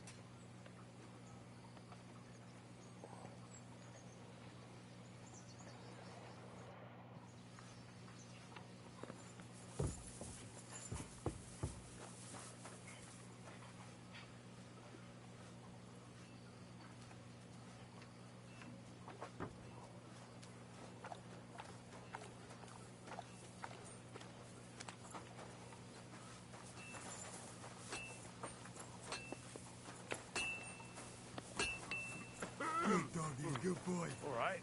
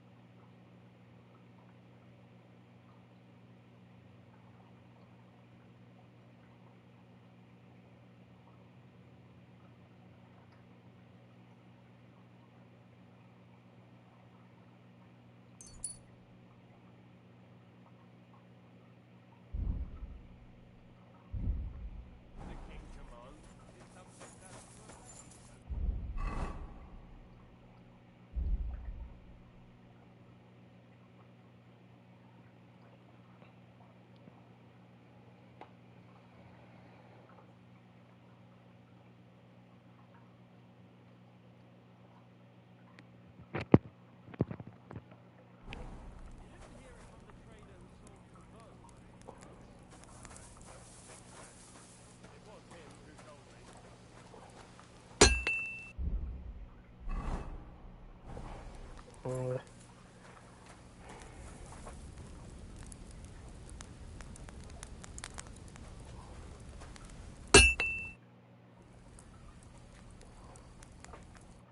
you soon, my friend.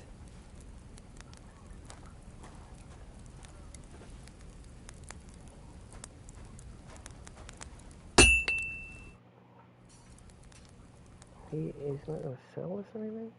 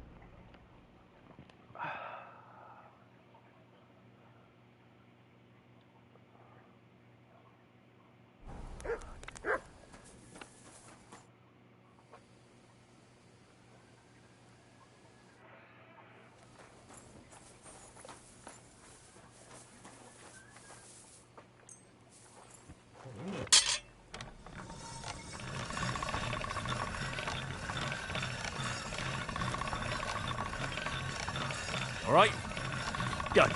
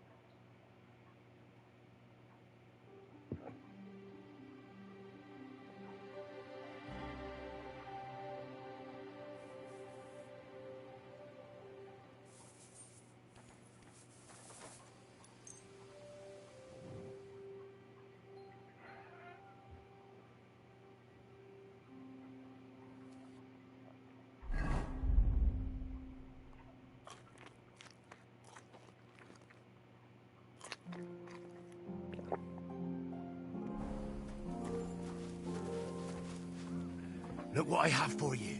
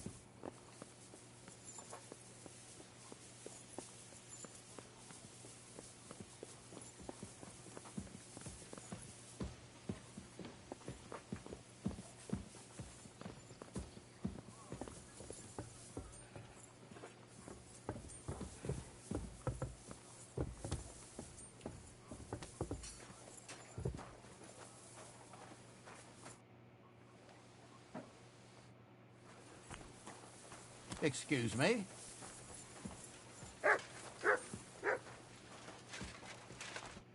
Greetings. What would you like? I'd like to learn something. What are you interested in? I'd like to hear something interesting. I'll tell you some interesting things.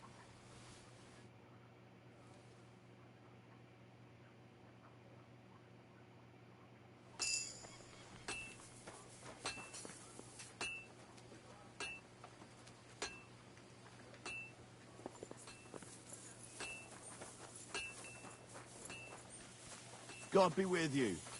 Keep the peace, and we'll stay friends. He's supposed to be someone you could buy skills from. God be with you. Greetings to you, friend.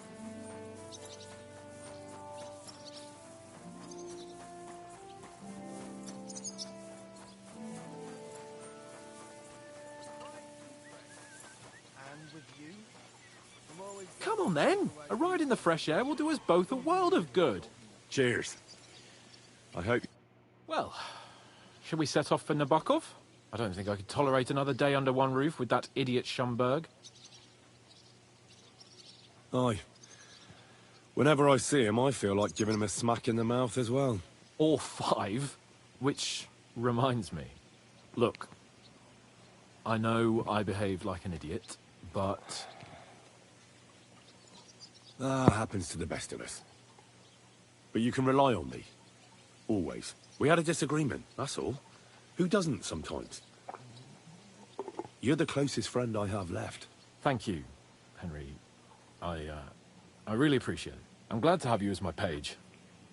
You know, Hanush assigned you to me as a kind of punishment, but now I wouldn't want anyone else by my side. You have my word as a nobleman. And you have my word as a blacksmith that I'll stand by you. Even if it isn't always easy going. Then your word must be as firm as steel. But I take my promises seriously too. And since I made a promise to Bajena, we have to repay our debt. Don't worry about it. I took care of it on behalf of both of us. You did? My word, Henry. You are a true Bellator. Only half by birth, but your heart is filled with blue blood. Thanks, Hans. How is she getting on, actually? I hope she hasn't had any trouble on account of us. Not on account of us, no. But... well, it's a complicated story. And not a pleasant one. Jesus. I'm sorry to hear that. But right now, I'm not in the mood for sad stories. You can tell me another time, but now Nabokov awaits us. It's high time we set out so we can get back before nightfall. Carpe diem. I'm ready. Let's mount up then.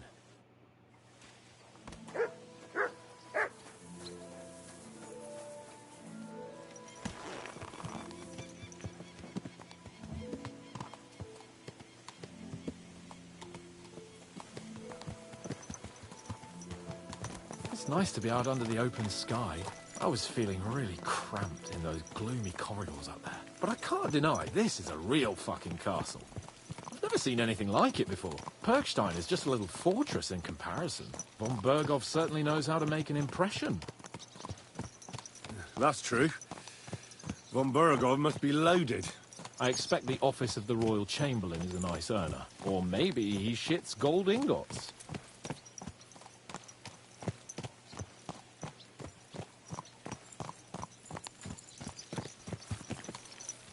Fuck. This place makes me feel queasy. Memento mori. I could have croaked here and gone off to join my old man in eternity. God rest his soul. And he'd ask me, That looks like a bloody "So, expensive son, horse." what great deeds have you achieved in life?" And I'd have to tell him, "Well, Pa, I fucked everything up royally, and then they hanged me for poaching." Christ on a stick. I can't have that. When I go to the next life, I need to have something better to tell.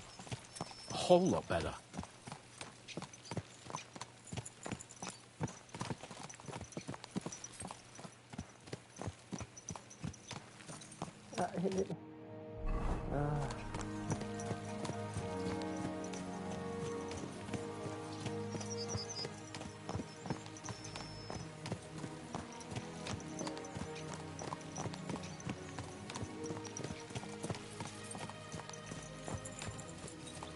Damn it. I need to get my mind on other things and get the feeling I'm living. Let's really spur these horses on, eh? What'd you say? How can I refuse you anything? There's a junction beyond Troskovitz with a roadside chapel. Whoever reaches it first wins. So, get ready, forward!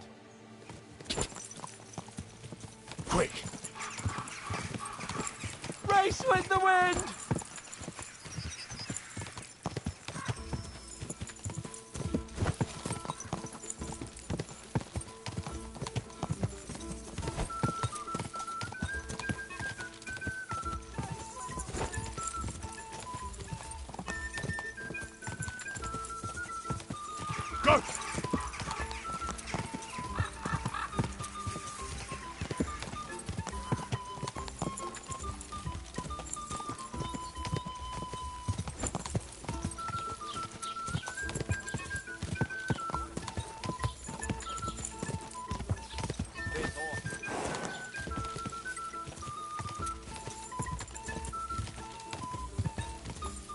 Go!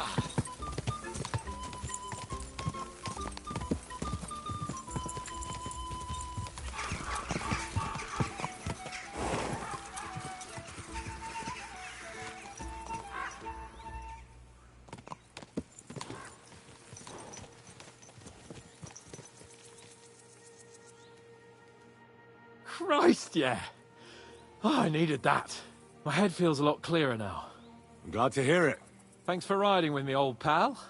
I'll even forgive you for having the audacity to beat me, blacksmith's boy. And I'll even reward you for your horsemanship.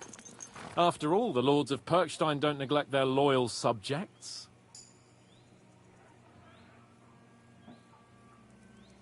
Thanks. A generous master is a good master. That's a piece of blacksmith's wisdom. And a satisfied escort is a good escort. That's a noble's wisdom. I can't disagree. So, what now, Hans? Like I say, I can see everything clearer now. And the thing that's clearest to me is I won't be trifled with anymore. I'm the Lord of fucking Perkstein. Let everyone know who they have the honor of addressing. I'm with you on that, noble sir. Splendid. So, forward to Nabokov. The sooner we get that out of the way, the sooner we can finally start dealing with more important matters.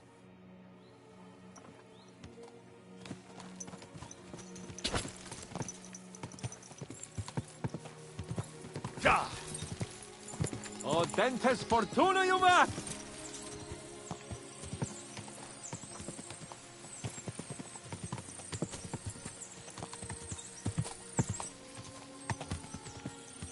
We turn right here. I'm glad you feel better. So am I, my friend.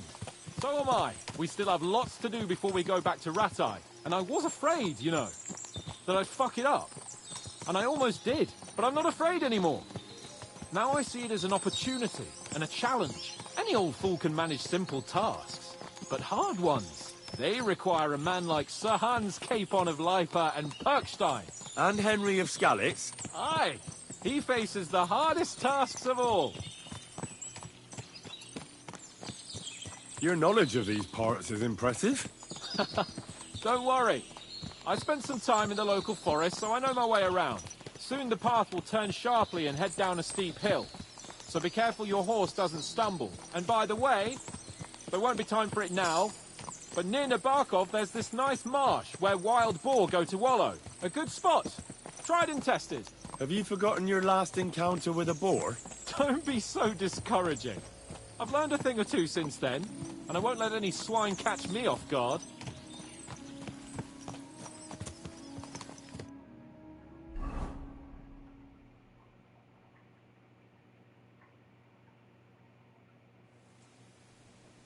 So, we're here. What now, Sir Hans? Now, I expect someone will come to greet us. And hopefully not like they did in Trotsky. Hey, so Yaromir don't receive visitors. You'll have to leave. I beg your pardon. See to it that he receives me immediately. Can't be done. Sorry about that. I am Sir Hans Capon of Lipa, and I am here with a message from Lord von Berghoff. So get to it. And if you keep me waiting here much longer, you'll be sorry. Please be patient for a while, sir. My word. You got a sharp tongue sometimes. But what if he won't receive us? He will. Just wait and see.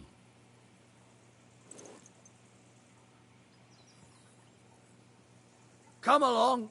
Sir Yaromir will be here any moment. See? Yeah, Hans. The Lord Jesus Christ be praised. Forever and ever. Please excuse our precautions, gentlemen. These are evil times. Well then, Yaromir of Nabokov at your service. And whom do I have the honor of welcoming to my humble seat? Sir Hans Capon of Perkstein. I am honored, Sir Yaromir. Sir Otto von Berghoff asked me to convey to you his cordial greetings, and to parley with you in the matter of the security of this domain. Certainly, certainly.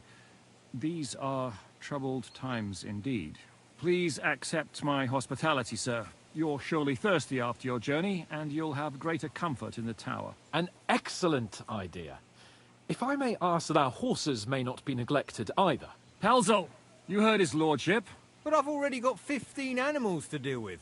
Why doesn't Hurtle do it? Hurtle has other duties. Stop griping and get to it. 15 horses? My word, sir. You must be doing all right for yourself. Not entirely. But fortune smiled on me for once at least. On me too, one could say. I suppose she's doing the rounds in these parts.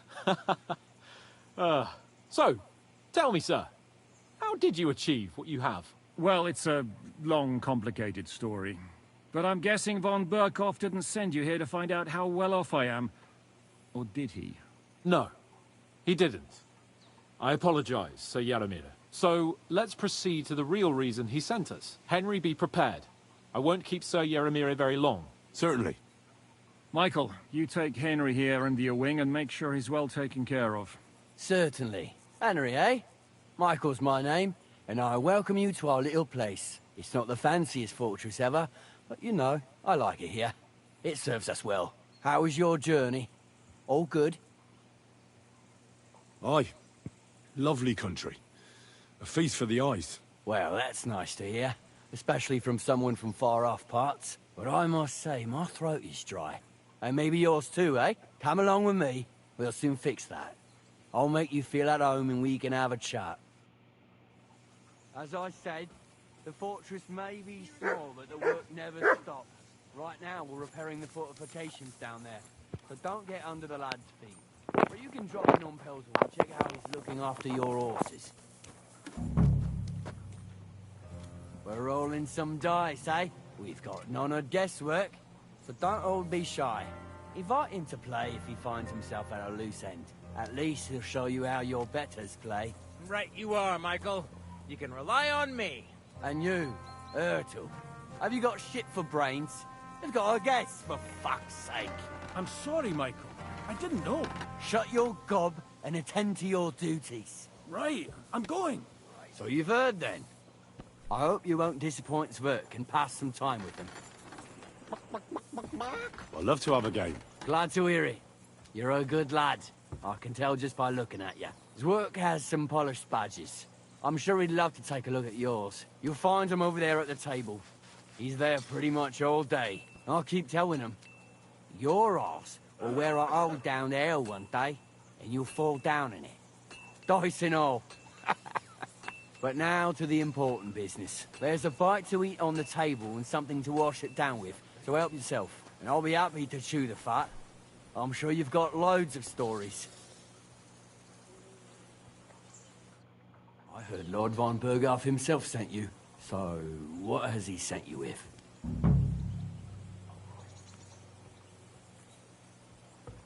That's for their lordships to know.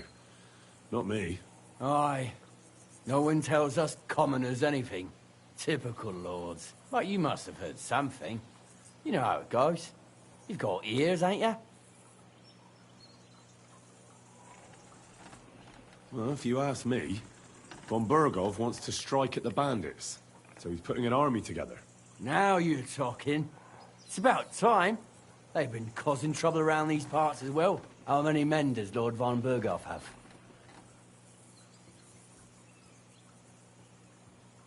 He's got some, but definitely less than he'd like to. That's why we're here. Well, hopefully enough. I bet my left nut Lord Yaromir will send me. Tell me one thing, though, because I can't wrap my head around it. Why didn't von Berghoff send one of his own instead of some Lord of Pirkstein and his escort? Well, I suppose he wanted to show respect to Lord Yaromir. So he didn't send just anyone. Ah, the way of the nobles. Not something I know much about, but you do, it seems. So your master, Lord Capon of Pirkstein, is somehow significant.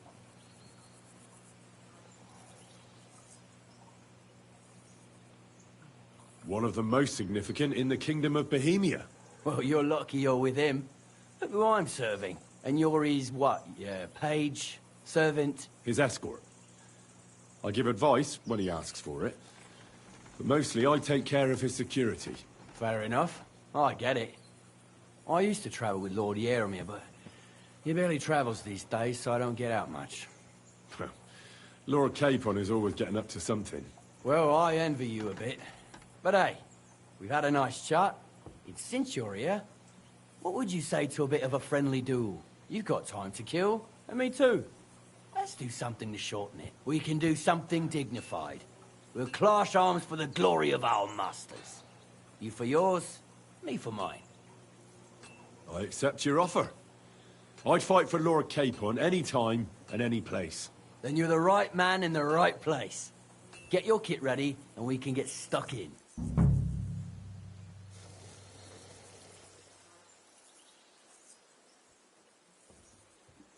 I don't want to pry, Michael, but Sir Yaromir said he had some luck with horses. That sounds interesting. Nothing interesting about it. His lordship's affairs are a long story, and they're dull one at that.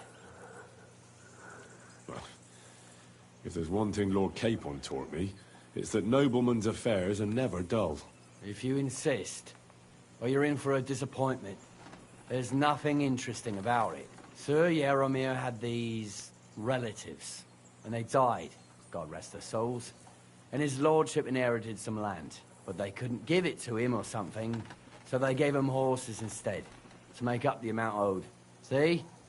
Complicated and dull, but all above board. No, you were right. That's nobleman's business for you. Just so.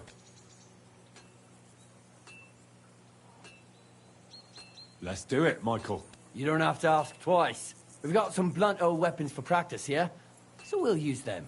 We don't want to hack each other to pieces, do we? That's sensible. We'll do it in a little courtyard behind the gate. Tell me what weapon you want, and we'll get cracking. Give me a longsword. You must fancy yourself a master swordsman. I can't wait to see what you can do with it. Give me a moment. I'll put my gear on. Well then. Ready? I hope nobody gets badly wounded. Whack him! Whack him! Whack him! Yeah! Fuck it, lads. Careful with that iron. You think we'll have to bury, eh?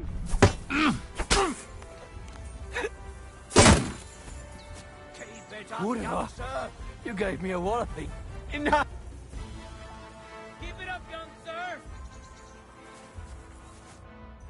A good fight.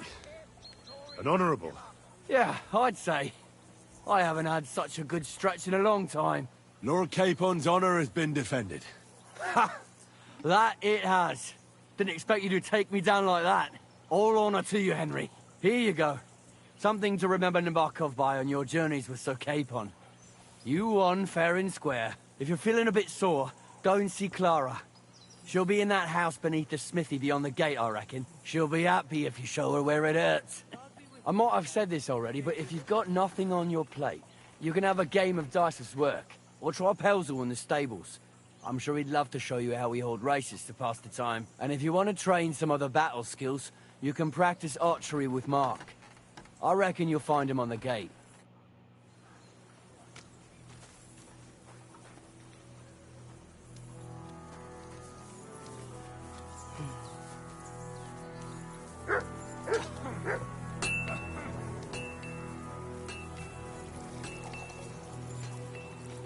I've got this pretty pilgrim's badge, if you ain't chicken.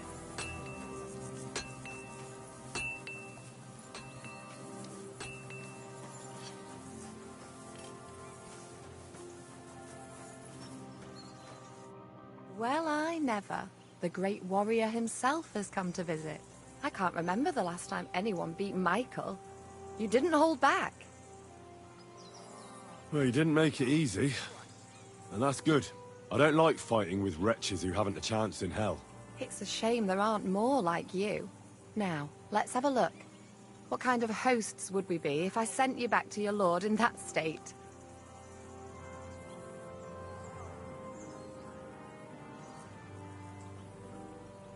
Oh, thanks. I certainly can't refuse care from a lovely lass like yourself. Well, I've done what I could. Better now? Aye. Much better. Thanks a lot. I'm glad. Will you tell me who you are? Henry. Lord Capon's retainer. We're on a mission from Lord Bombergov. Oh, I'm Clara. Nice to meet you, Sir Knight. My sword is at your service, miss. Blimey! No one's ever said anything like that to me before. But it's not your sword I need so much as your legs. My legs? I have to go and get fresh herbs for our sick folks. It's not far, but I'll be grateful for an escort and protector. And if you tell me about your chivalrous deeds, it'll shorten the time.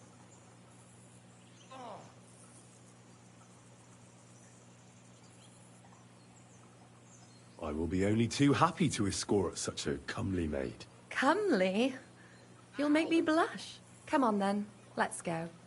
If I don't get back soon, the sick will start to treat themselves with schnapps, and that wouldn't do. Shall we go? Ah, Christ! Our little fortress doesn't impress you much, I suppose. You must be used to real castles. Actually, that's why I'm so pleased you're here. A bit of excitement at last. Tell me more about knights, or better still, about yourself. Where have you been? What have you seen?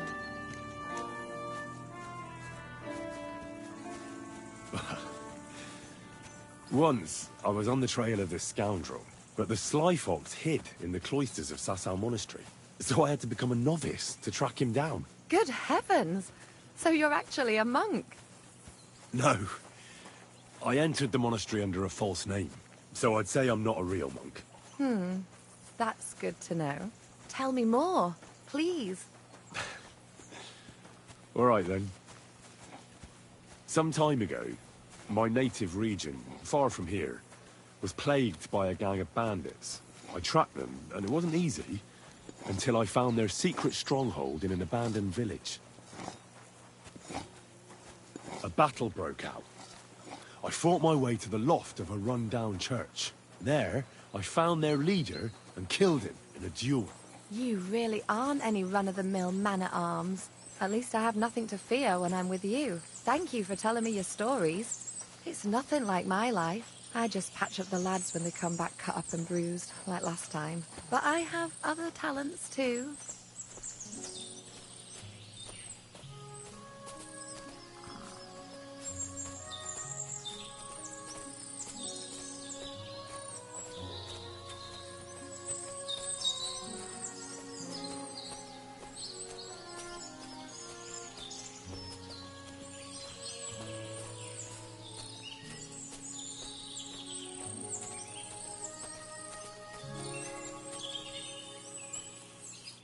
This really is a lovely spot.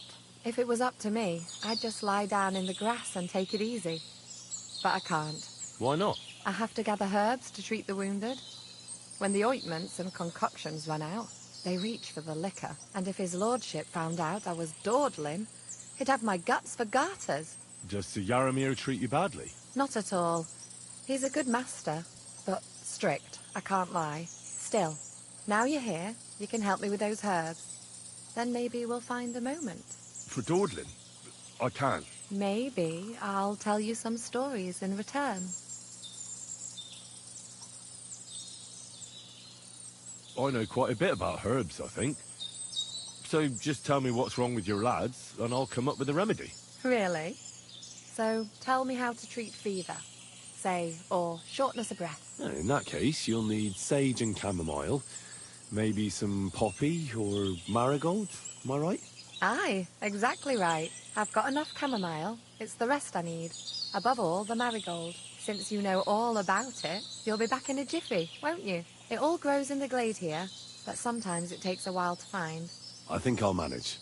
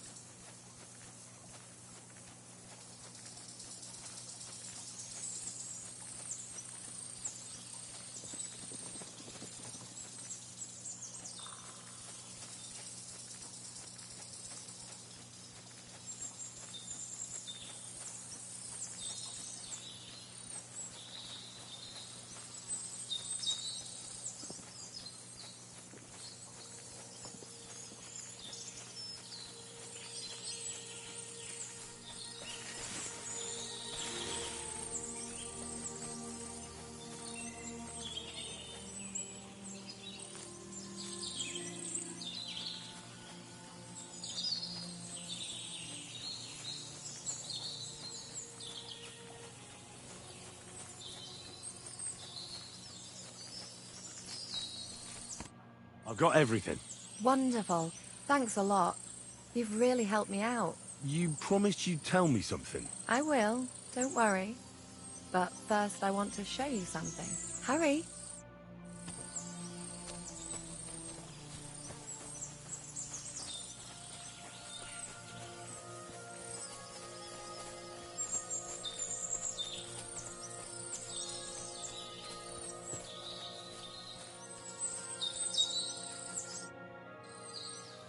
Now tell me what's so important that you couldn't tell me back there in the glade. I wanted to give you a riddle. A riddle? Why? You'll know soon enough. Now listen. I bloom in silence, a petal's grace, a delicate charm in a hidden place, a whispered scent, a subtle ploy. What am I, elusive and coy? Solve this riddle, unlock the joy.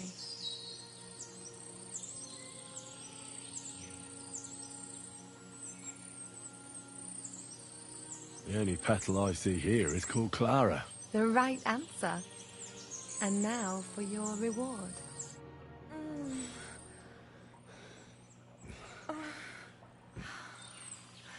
I hope they didn't hear us in the fortress. People wouldn't half talk. If you're as good as that on the battlefield, may God have mercy on your enemies. I'm not so considerate on the battlefield, because as a true knight, I must do everything I can for a damsel in distress. You'll soon be a begging knight if you carry on like that. What do you mean? Well, I can grind the seeds and the like, but not every damsel in distress knows the recipe. Should we stay a while longer? No, up you get. I've got enough herbs and the sick are waiting. Pass me my clothes, please. Sure. I should get dressed too. Farewell for now, Henry, and thanks for your help.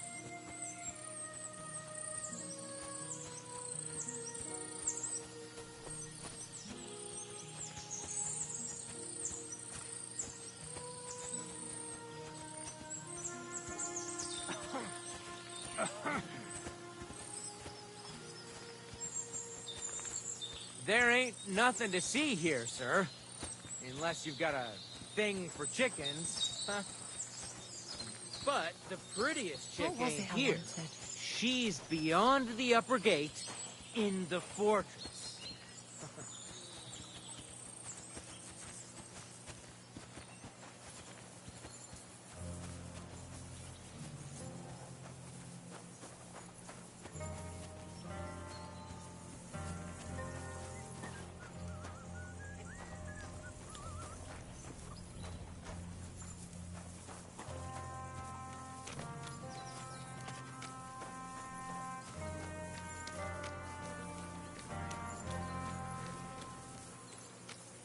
You're always welcome here, noble sir.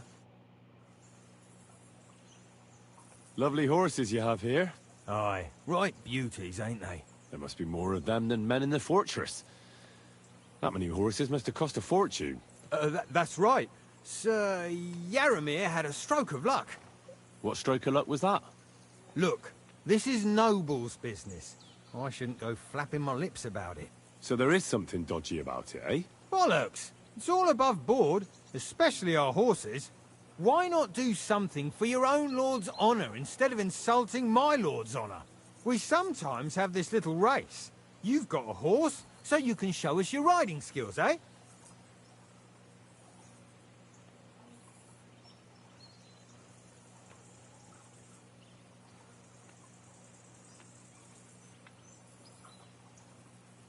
Don't try that on me. My pa was a blacksmith, so I had horseshoes and hooves in my hand before I could walk. And I've met enough horse folk to know you shouldn't trust them further than you can throw them. What do you mean? The horses. Where did Lord Nebat get them? All right, if you insist. Well, lucky for him, but not so lucky for others. We came across a bunch of them bandits who prey on folk here. We tore into them and hacked them to pieces. A couple of our lads didn't make it. God rest their souls. But we kicked their asses, and we took their horses. They had loads of them. Who knows where they got them, but that's by the by now.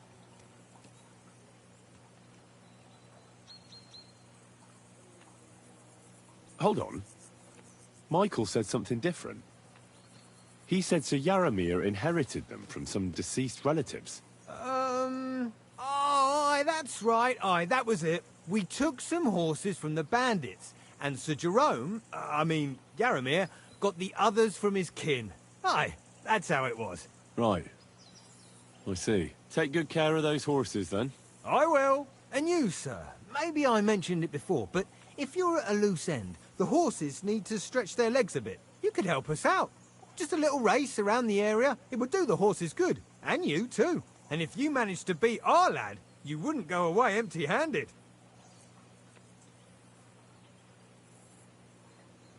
I'll race. Thy will be done. The race is from here to Nabokov Mill. That's down the path there and to the right after the little bridge. At the mill, there's this granary in front of the dike, and behind that, a willow tree. You go between the granary and the willow, and then back to the fortress. First one back here wins. You'll be taking on Hurtle. He's our best horseman, so you'll have your work cut out. None of us can beat him, but if you manage to, fuck it. I'll give you one of our finest saddles, whatever the cost. That's fair. Let's do it. Great. I'll call Hurtle and you can get cracking. What does that Pelzer eat? His breath stinks. Ah!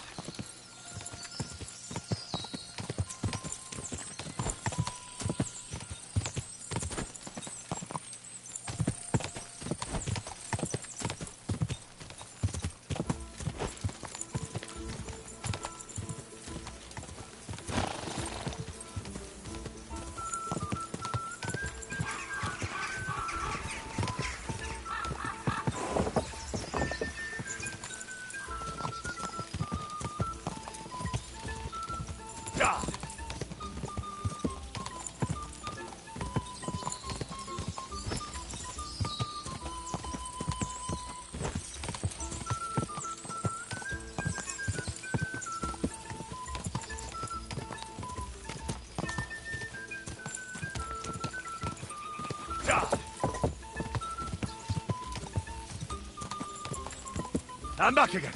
Quick.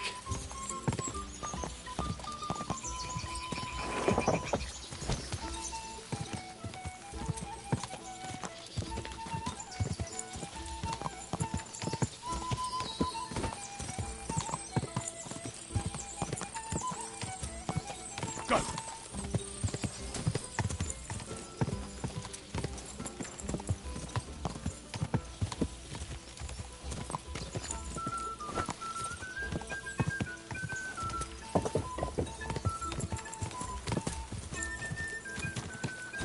I don't know if this is where I'm supposed to go.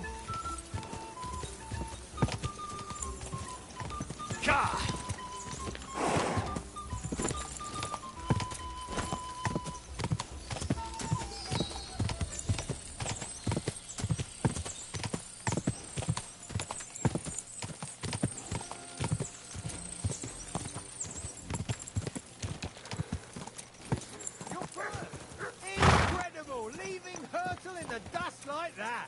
You really are some horseman! You'll get what you deserve! Damn it. You're right. Great race. Is Hurtle really your best horseman? He certainly is. But you're a different class altogether, I see. You beat Hurtle, so, like I promised, the saddle is yours. The pleasure is all mine. If you're so delighted, race again.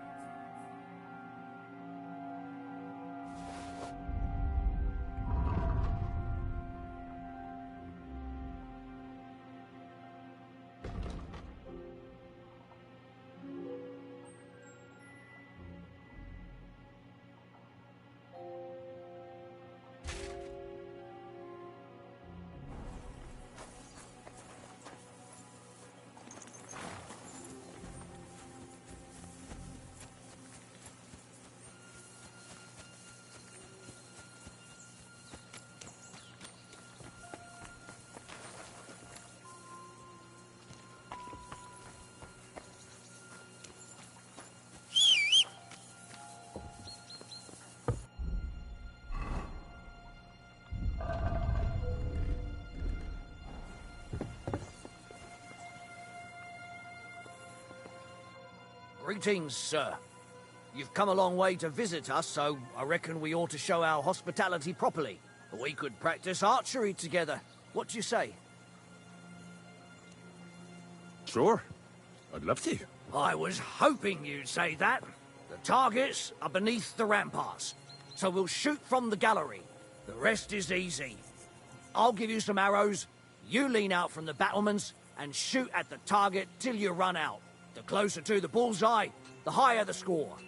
And an extra 3 points to the one who shoots all his arrows first. And the one with the most points at the end wins. Stands to reason. If you beat me, I'll give you one of our best crossbows. so you don't badmouth us to his lordship. Yeah, that sounds like a challenge. I accept. Now, just tell me what you want to shoot with.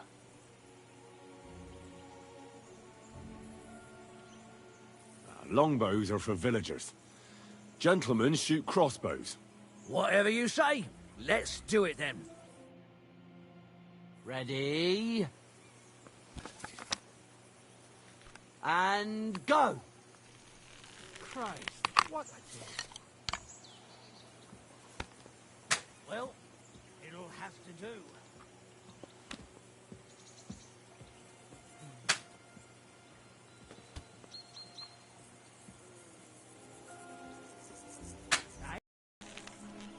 There's hot. I'm never going to hit the bullseye at this rate. What is he wiggling on?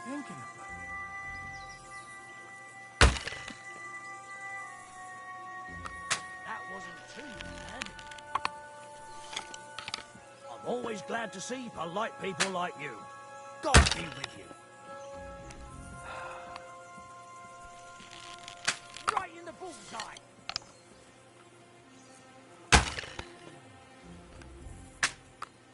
Dude, he's getting every single shot in the bullseye. That's nuts.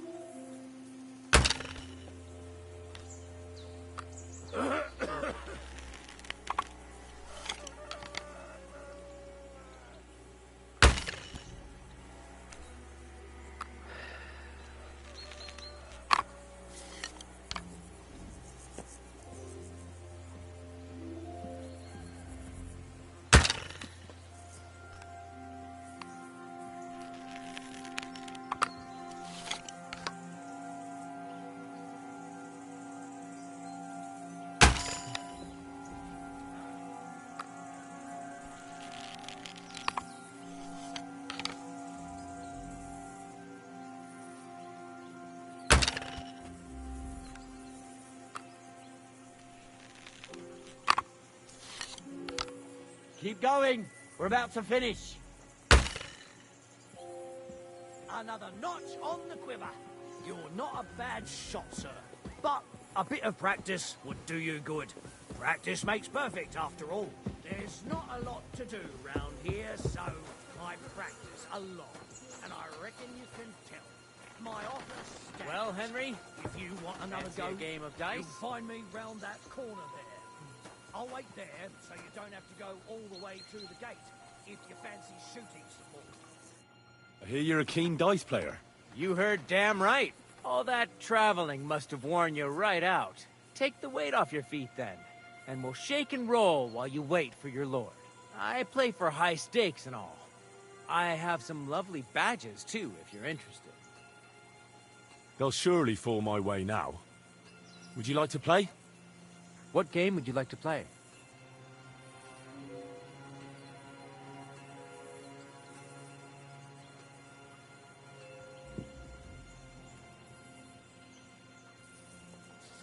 Courteous from me. Let's play. Game? Come on then, show us what you can do, unless you're playing for the first time.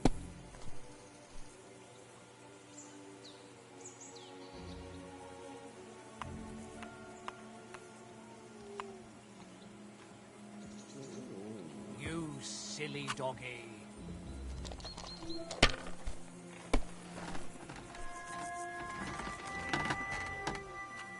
These ones here...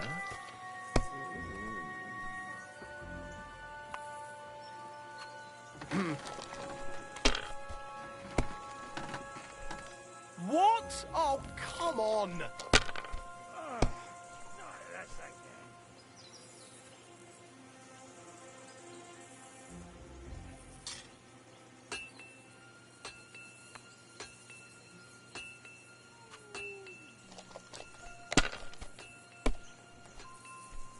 Well, that's no great loss.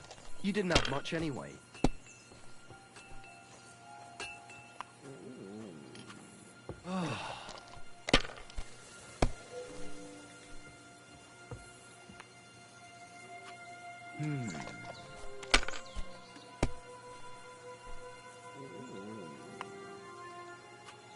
These ones here.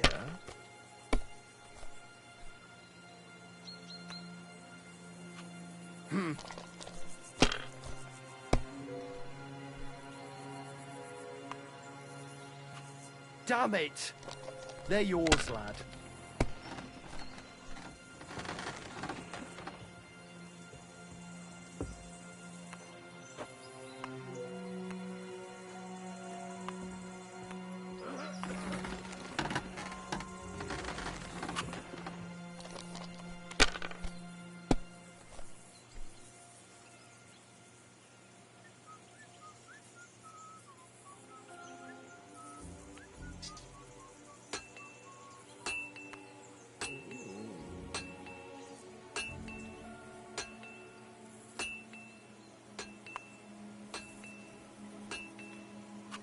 Have you lost your mind? You're gonna lose everything.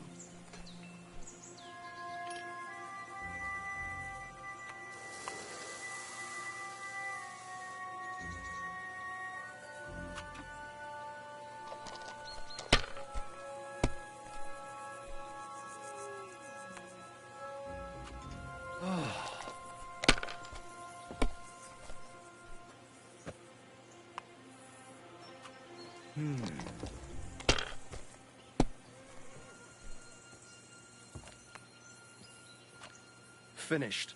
Your turn.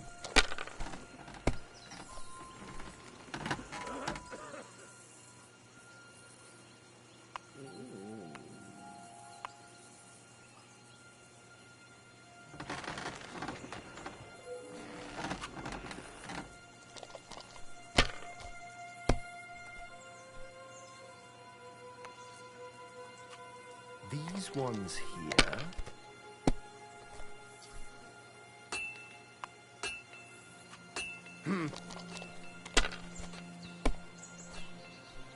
Kurwa! Bloody dice.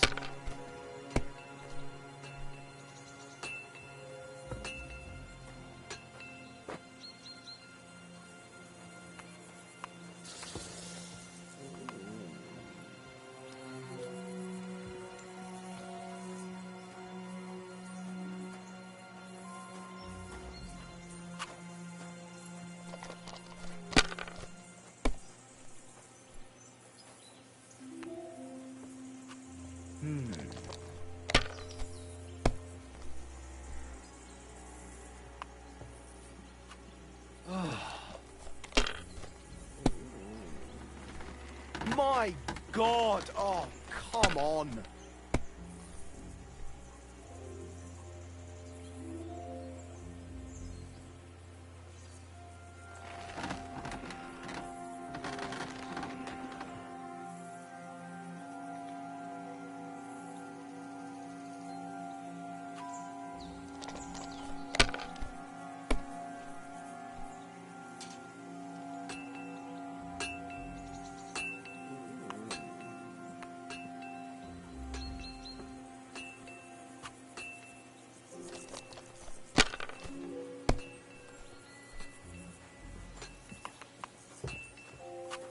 These ones here.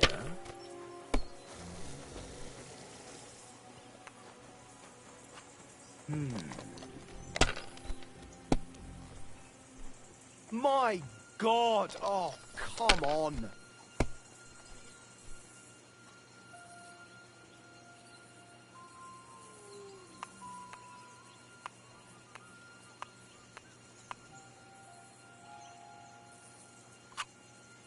You must have a lucky horseshoe up your ass. Next time I'll be more careful around you.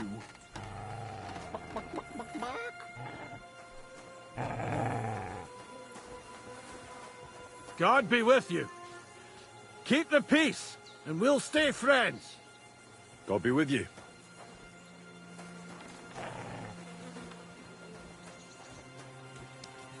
Up for another game?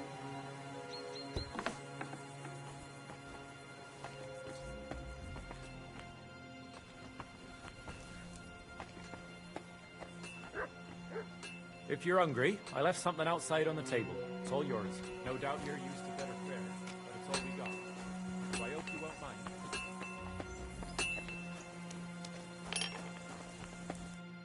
Good afternoon. Well, it's nice to meet someone from the trade. I'm also a blacksmith. Is that so? Good lord, I wouldn't have expected that. You must have had a slice of luck to be hanging out with nobles. Me and my brother wanted to get out of the smithing trade, but something always brought us back. I'm Steer. Pleased to meet you, sir. Henry. How's trade? The plates here. Is that your work? Well, I wish. If I could make stuff like that, me and my brother wouldn't be stuck here. We just keep it in good nick. Mend it when the lads get it beat up, which they do all the time. Tell me about it. I've straightened bent nails and knives and saws till I couldn't see straight. Folks don't take care of things, and then they're surprised. You took the words out of my mouth. Then it's work from dawn to dusk, day in, day out. And if you saw the work waiting for me down below and in the tower, no end to it. Hold on. I'll go down there and help you out. The work will go faster with an extra pair of hands. No, don't go anywhere. What I mean is, thanks for the offer. But we can't have a guest working here, can we? And besides, you get in the way down there. They're working on the fortifications. Better go and play dice with Twerk or something. Make the most of your free time till your lord gets back. All right. Whatever you say. I just wanted to help. Oh, I know you did. But I can manage by myself. Really. Let's leave it at that. Sorry, but your lord is ready to leave, and he looks pretty impatient. Shouldn't you join him? I'm sorry, but your lord is ready to leave, and he looks pretty impatient. Shouldn't you join him?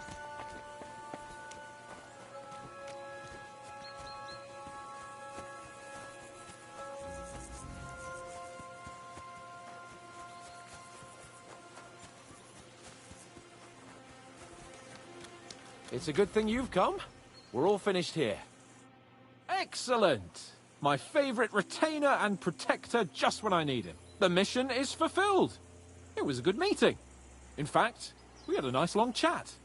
Sir Yaromir is a pleasant fellow, and he promised to send some men to help Lord von Bergov, of course.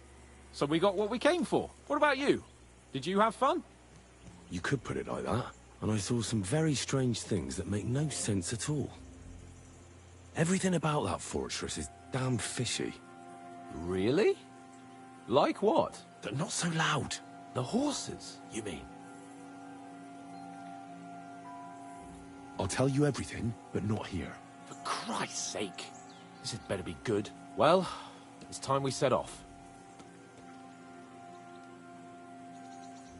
I agree.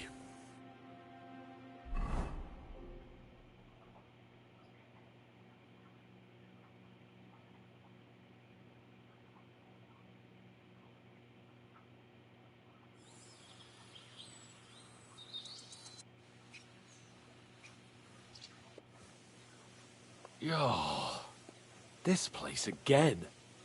Oh, it makes my blood run cold. But it's good we're back safe. What you told me on the way about Nabokov was interesting. And definitely fishy. Good work. We should report it to Lord von Bergov. Of course. Let's see him at once.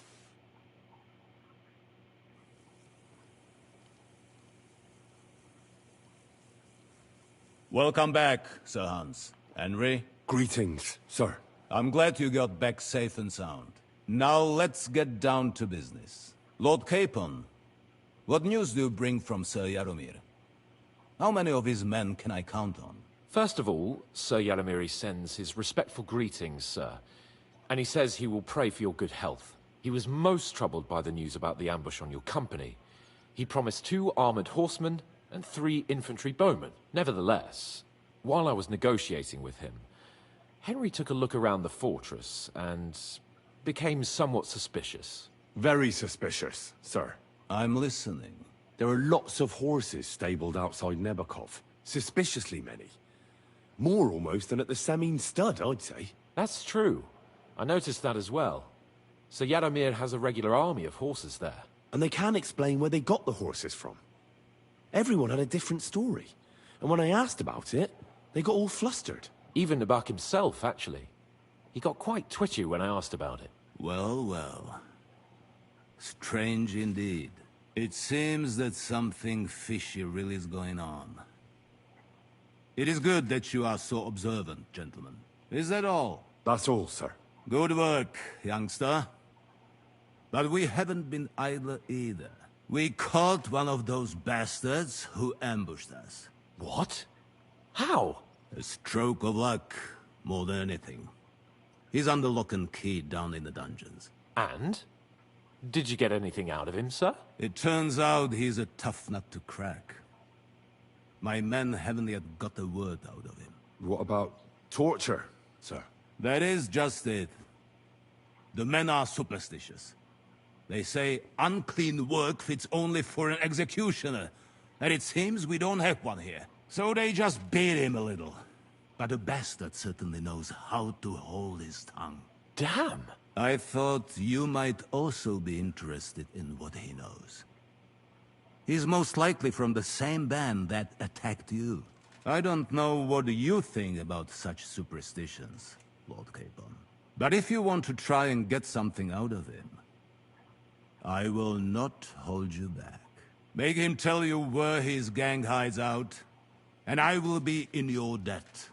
And if someone in the region is helping them, I want to know who.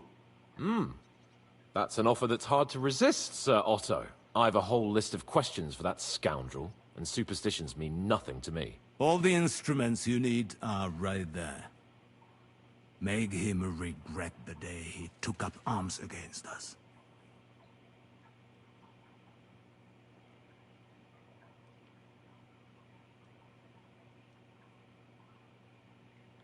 I'm surprised how tender-hearted your men are.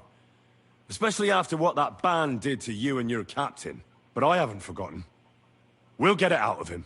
The hard way, if need be. I'm glad to hear it. You have already surprised me once or twice. So I'm interested to see if you can do it again. And if not, I shall just hang the bastard. As a warning to the others. Nevertheless, while we are dealing with nuisances, did you notice anything suspicious on my estate while I was away? Something that might put us on the trail of those scoundrels, say. I'm afraid I can't help you there, sir. While you were away, I spent my time, hunting. And after that, I was a guest in your cellars. That's true. And you, Henry?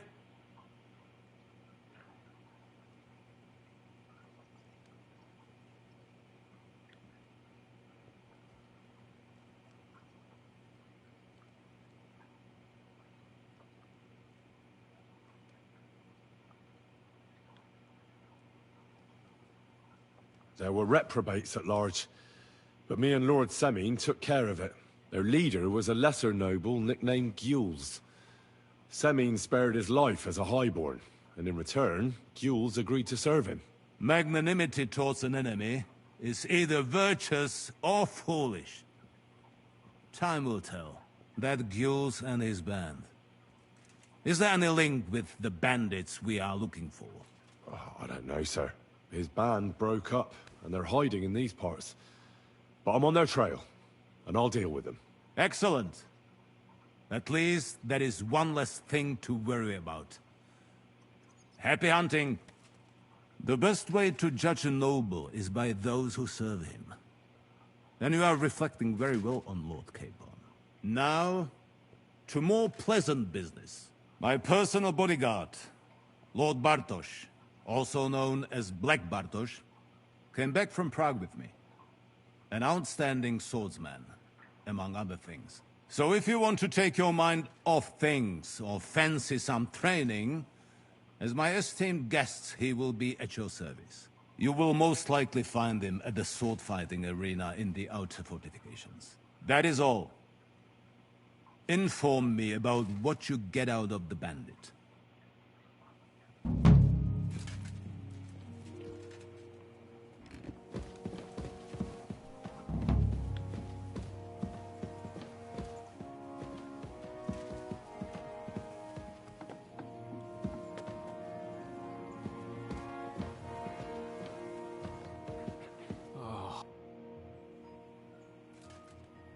What do you think about it?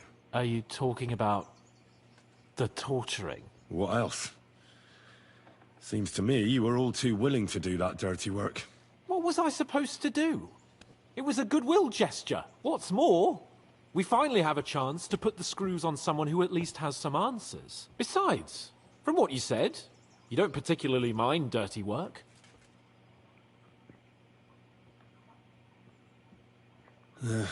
You're right.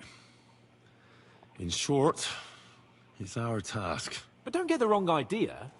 I'm also hoping we'll manage it without nasty shit. I don't even know how to torture properly. I don't even know how to torture badly. For things like that, nobles have minions. Only now, the minions are... Us. True. Come on. Let's get it over with as quickly as we can. Torturing people.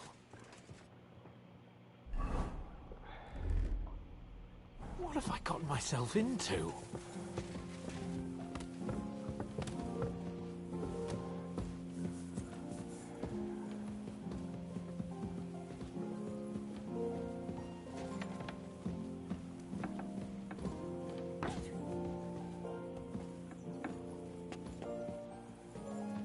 So, it's up to us again.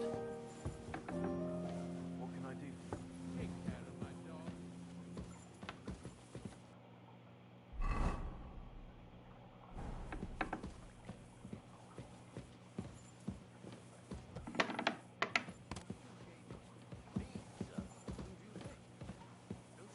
Shit. Always welcome here, good sir.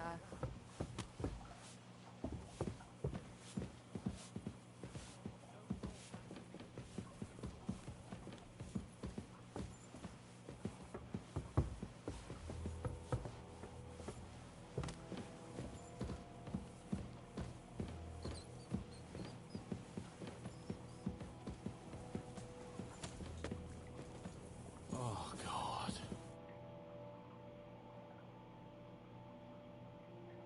New blood? Did the last two get tired? We're not Trotsky guards. I don't give a fuck who you are. I still won't tell you anything. Lord von Bergov thinks otherwise. Aye? Then all three of you can go and hold hands on your way to hell. Ha ha! We've got a joker here. Who are you? Nobody important. That's for us to judge, if you wouldn't mind. And who are you? If you're not guards.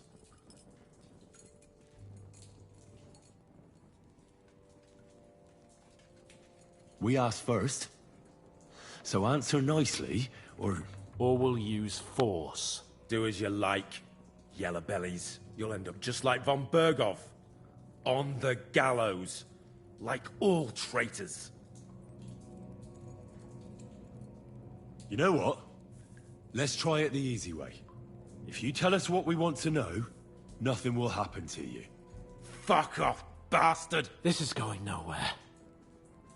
You know, my friend here is a blacksmith's son. And he knows well what to do with things like these tongues here. You won't get anything out of me. Bigger men have tried. So take those tongs and shove them up your arse, you horse and traitor!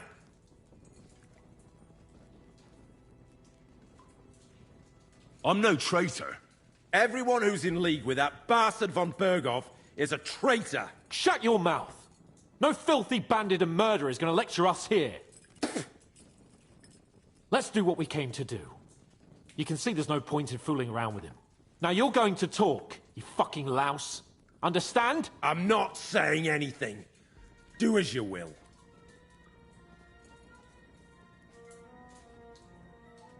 Where's that band of yours hiding?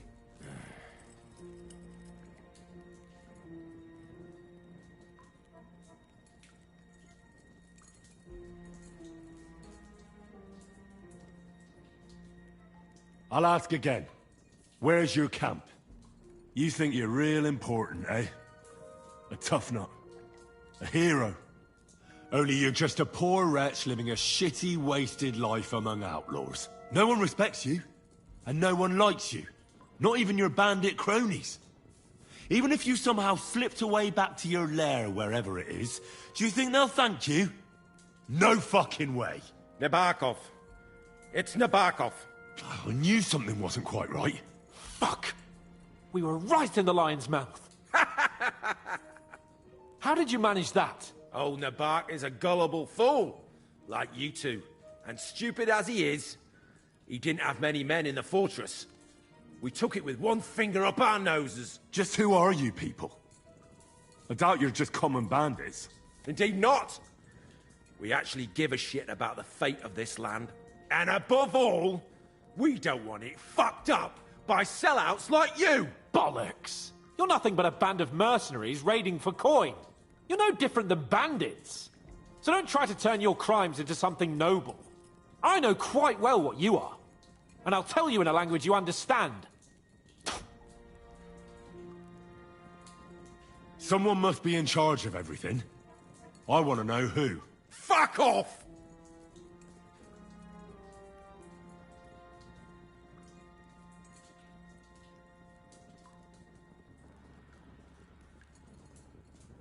Your leader. Who is he? You think you can impress him, do you? By how heroic and tough you are. But you know how it really is? You're nothing to them. They've probably written you off long ago. Am I right? Exactly. The world is full of ingratitude. You're here trying to hold your tongue like a monk under a vow of silence, and they couldn't care less. Well, there's some truth in that. I don't know him very well. They call him Jan. Is that it? I really don't know nothing. I ain't been with him long. But he seems like a straight-up bloke. He's got good ideas, and nobody would dare to go against him. Is there a man among you they call Istvan? I don't remember. Now, there's no point in denying it. We know Istvan well. A bit too well, I'd say. Look, I'll tell you about him, but only because he's odd anyway. Finally, something we can agree on. How do you mean, odd? He seemed lily-livered to me. A coward. He avoids combat like the devil does crosses.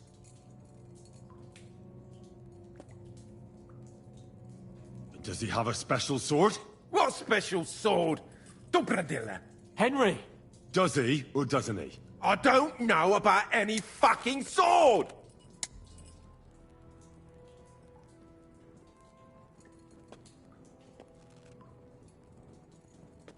To hell with you.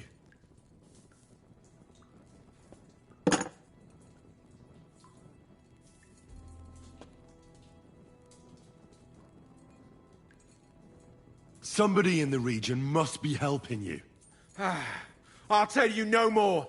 Nothing. Go and crawl back to your von Berghoff. You must tell me. Von Berghoff is no fool.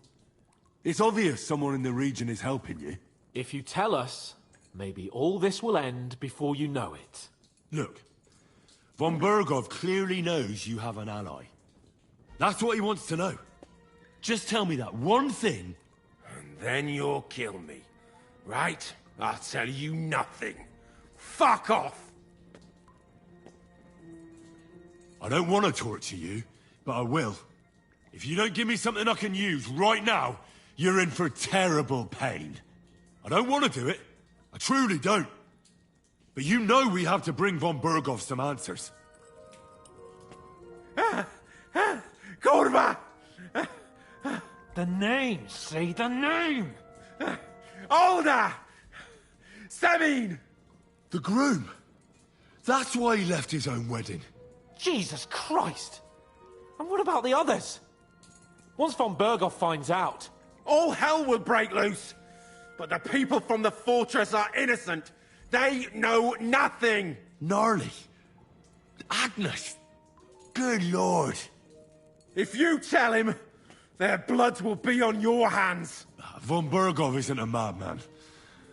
He'll meet justice out fairly. My arse!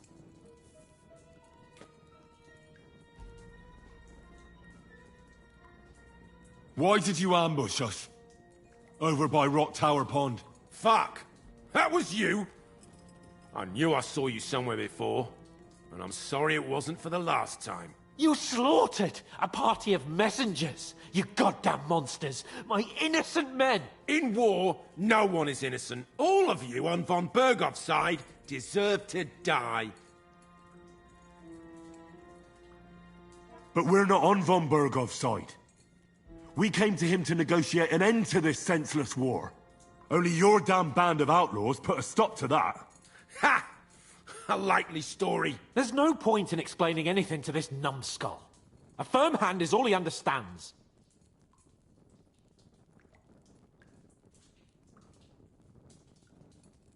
You're not worth the effort. I think the interrogation is over. We'll see what Lord von Bergov has to say about it. Go to hell! And von Bergov too. I pray someone will send you there. Soon. How do you feel? Well, it's not a pleasant feeling. But I'm glad that in the end we didn't have to, you know... I reckon he told us everything we wanted to know. Yes. Good work. There's some fella called Jan in charge. They occupied Nabokov, and that bastard Istvan joined them. But what he came out with in the end about that Samin being an ally, I just can't understand it. Why, for God's sake, has Samin turned against von Bergov? It's open rebellion. Do you think the others in the fortress are in on it? Old Semin, Gnarly. I hope they're innocent. But either way, it looks like a terrible mess. Well, that's exactly why I think we should keep the news about young Semin's involvement to ourselves for now. I'm not so sure, Henry. Von Bergov trusted in us. Why would be tired as if he ever discovers we lied to him? But do what you think is right.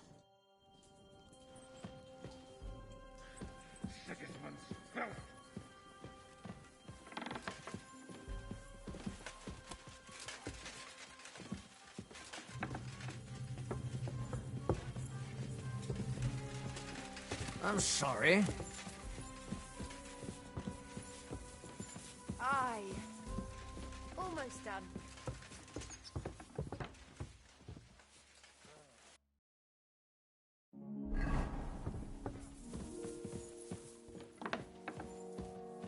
Greetings, sir.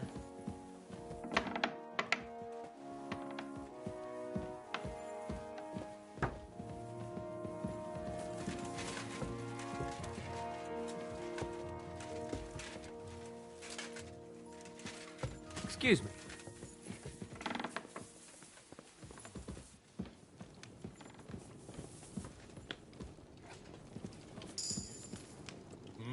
I should get going. I bring news from the torture chamber. Excellent. I will send for Burgrave Hashek. I want him to hear it too. We interrogated that captive, as you ordered, sir. And were you able to find out anything useful? I think you'll find some of it useful, sir. Speak then.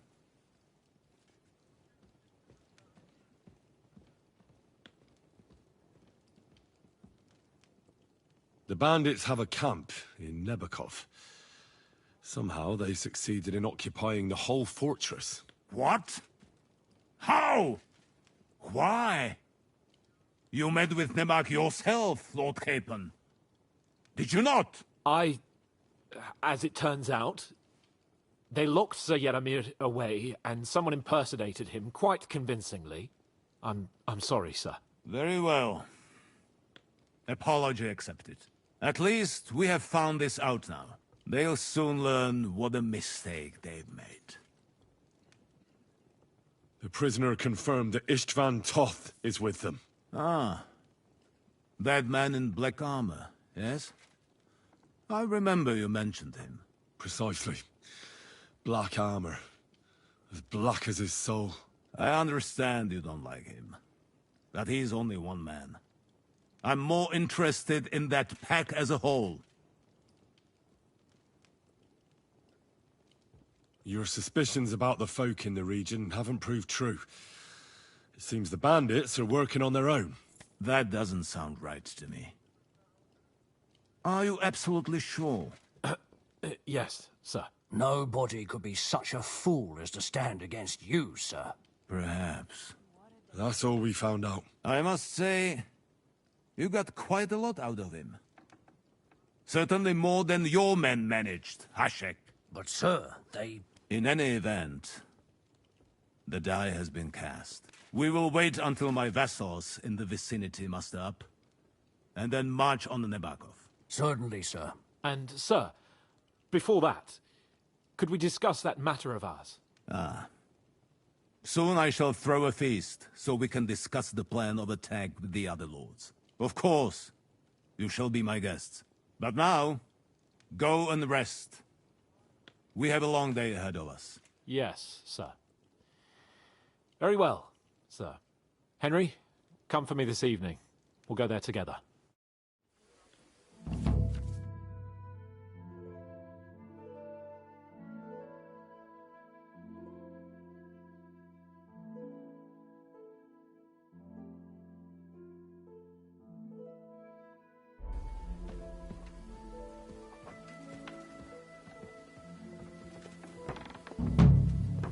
I'm sorry. Christ, pardon me.